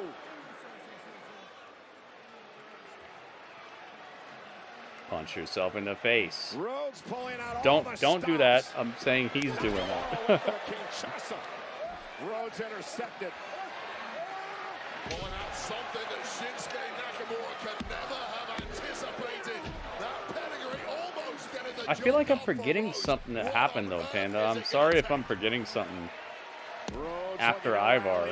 I'm trying to remember. Of Monday Night Raw here tonight. Trying to summon up something extra because that's what it's going to take to put away Shinsuke Nakamura. I don't know what it is. Cody physically exhausted. I feel like something else happened. Does he have left? Both men's bodies are broken. Cody cutter. Oh my God. Shinsuke's taking these bumps all weird. Yeah, this is a good match. Nakamura kicked out. Just a torrent of abuse directed at Shinsuke Nakamura. You don't have to like the man. You don't have to agree with his methodology, but you do. Is the Rollins and Ginger segment? I don't think so. An incredible main event. Two of the best in the world. I think it was before that. Street fight. Who wants it more? But maybe I'm wrong. Panda, did you see Jinder Mahal and Seth Rollins? CM Punk and McIntyre was good, man. I like that. Setting up Nakamura. Looking at the Nope. crossroads. Nakamura Come here. into a pinning combination. No, this and is Rhodes a kicks. PLE-esque match, pay-per-view-esque match. And now Come here. looking for a Kinshasa. Oh, Nakamura got Oreo'd, folded. He got turned into a Lunchable. Oh my God. Nice stuff, man. Nice match. Cody wins. Yeah, he might have got it touched up. Dude, that was good. Adrenaline in my tattoo. Every part of me is mad at you. About to call on Pikachu. I don't know why he's calling on Pikachu. Felt like a New Japan match in some ways. Yeah, that was. And the thing is, Cody has that DNA in him. He has it in him to work matches like that. The Ring of Honor style, the New Japan style. He's got that in him, and you know, the go-to thing that Shinsuke's gonna have is gonna be something like that too. I'm so glad you said that because I absolutely think that is the flavor that match was. It's time for the Raw talk. Well, let's do the review first. That way we can get off the tubes of you. So let's get to it. It's time for the chat about the graps. The grapple chat, if you will. So please have your score ready, guys. You know what the score has got to be. It's got to be between 7.0 and 8.4. 8.4 would be the highest score I will take. 7.0 will be the lowest score I will take. Let's have the chat.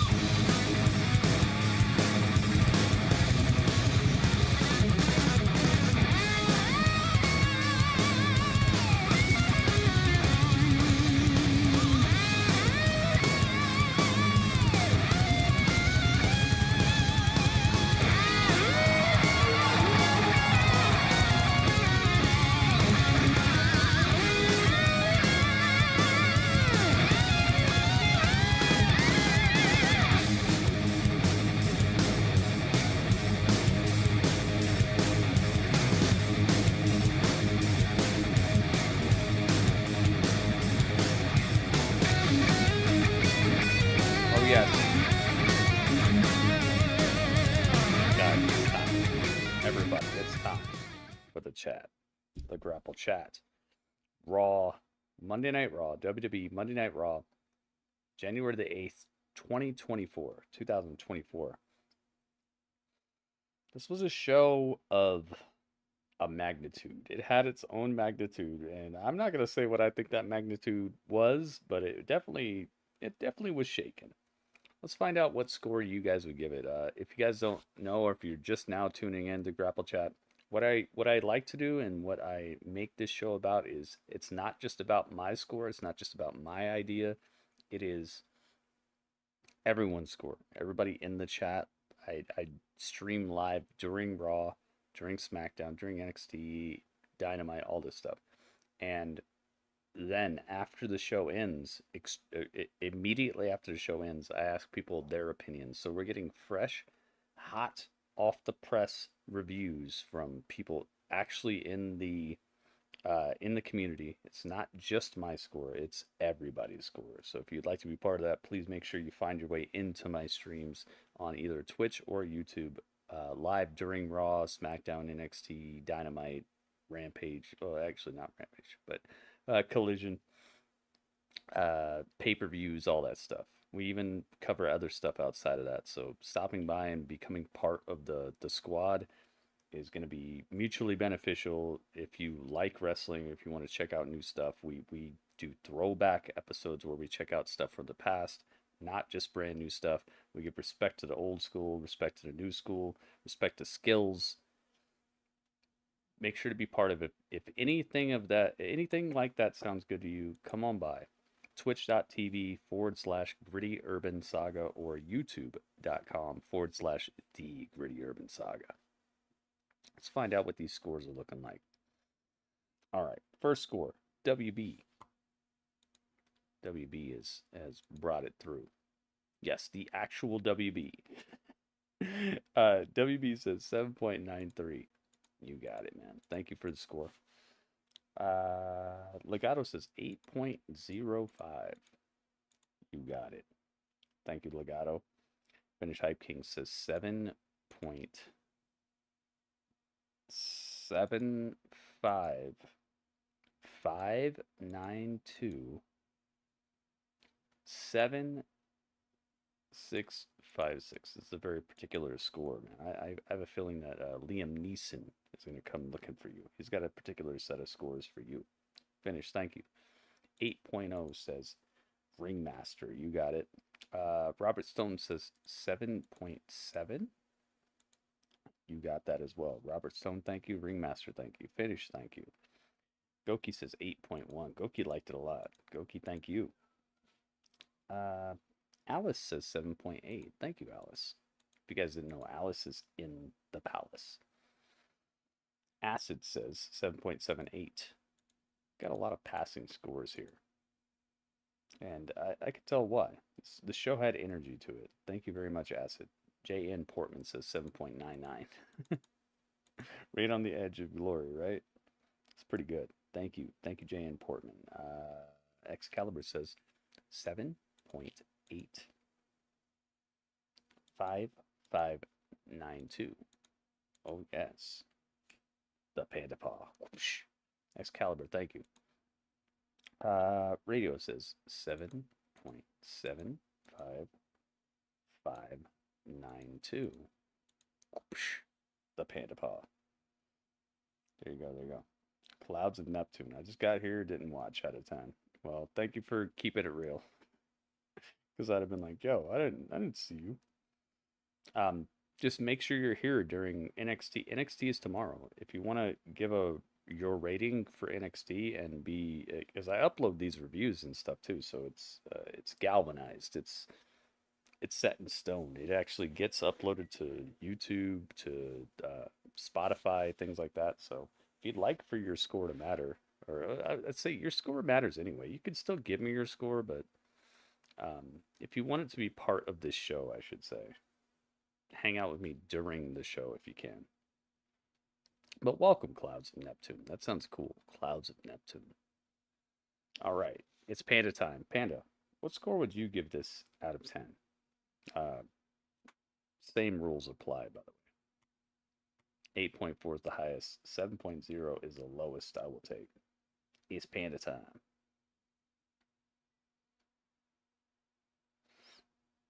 I should have had my background music playing. I'm still getting the hang of this. I got brand new ideas about what I'm up to here, so thank you guys for working with me on these. Nice to meet you. That's a really cool name, by the way. I bet you Radio loves that name too. What do you think's up with Neptune? What do you think's going on there? You think there's life on Neptune? Open this up.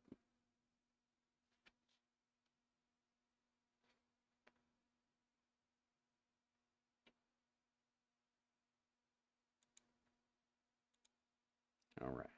Let's let me get over here. Get to my playlists.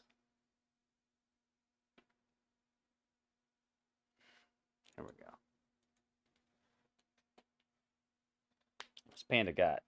Panda, you ready, or are you typing, or let me know, let me know.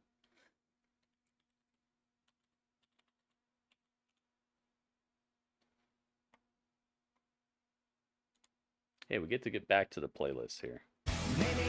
We have not been back to this playlist in a little bit.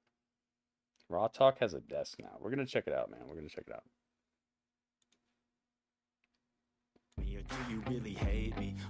Oh, here we go. Okay, we got it.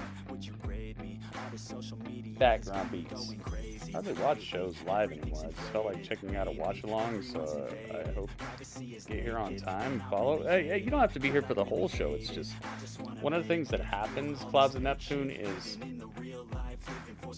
you know how there's like tribalism in wrestling where like people come in who love the show and they're like, yo, this is the greatest show ever, and then people come in here who hate the show. They hate WWE, they hate Vince McMahon, or they hate Tony Khan or whatever, and so they come in and they want to trash the show. So the reason that I have it to where like you gotta actually hang out is so I know you're actually interested, you know, because otherwise both of those groups can run wild, and I don't want that. I want people who actually watch the show to give me their review.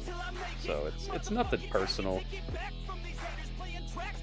It's just to kind of box out the nonsense. Because both of those are nonsense. If you absolutely love everything WWE does, or you absolutely hate everything WWE does, you're not the people I really want giving a review.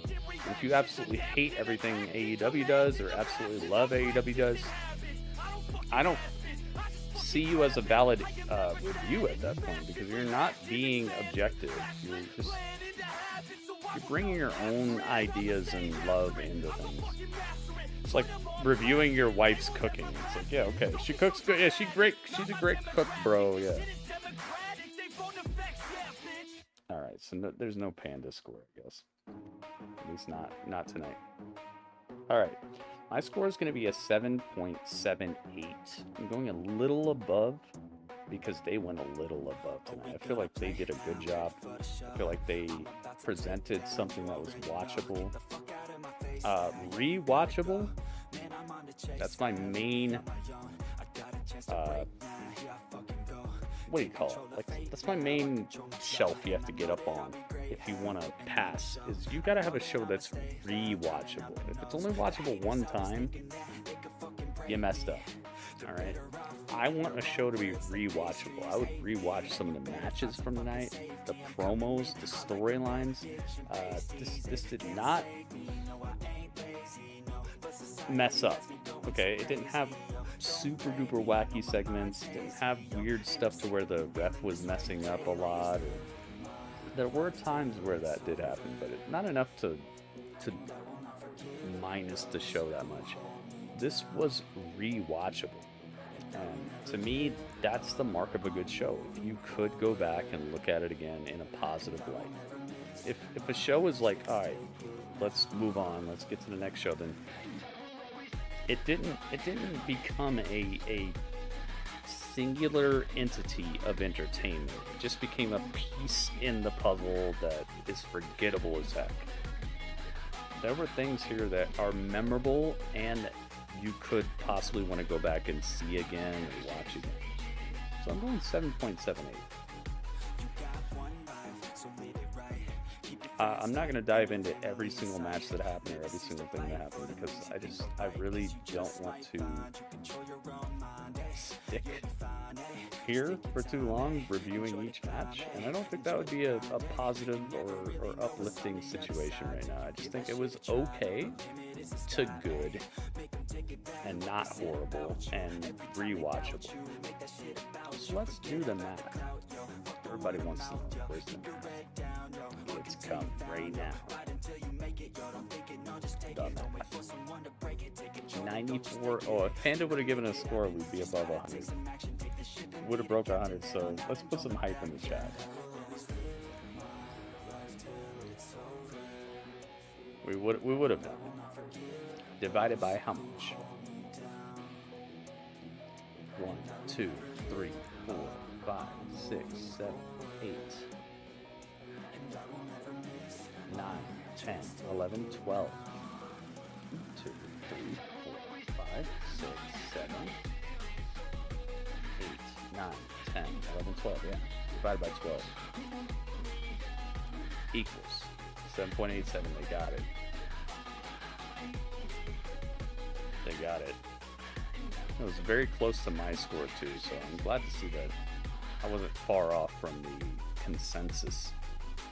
Good stuff, man. Let's hand out the point. Good-ish, yeah, exactly. And that's better than nonsense.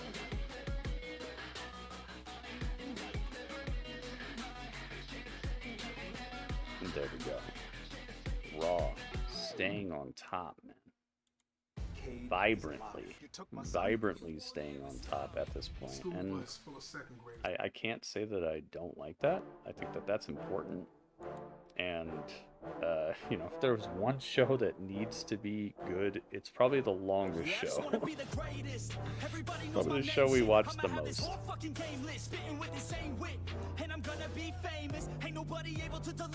There we go. The season ends, by the way. That whole entire list there, the season ends after the Rumble goes off the air and we rate the Rumble. So we'll see. We'll see if Raw can hold on to it or if somebody else swoops in and gets the win. Who knows? But let me tell you this. Thank you guys for being here. Thanks for hanging out. And I hope that you'll just still chill with me because we're not done yet tonight. But that was the chat. And I just wanna be famous. Yeah.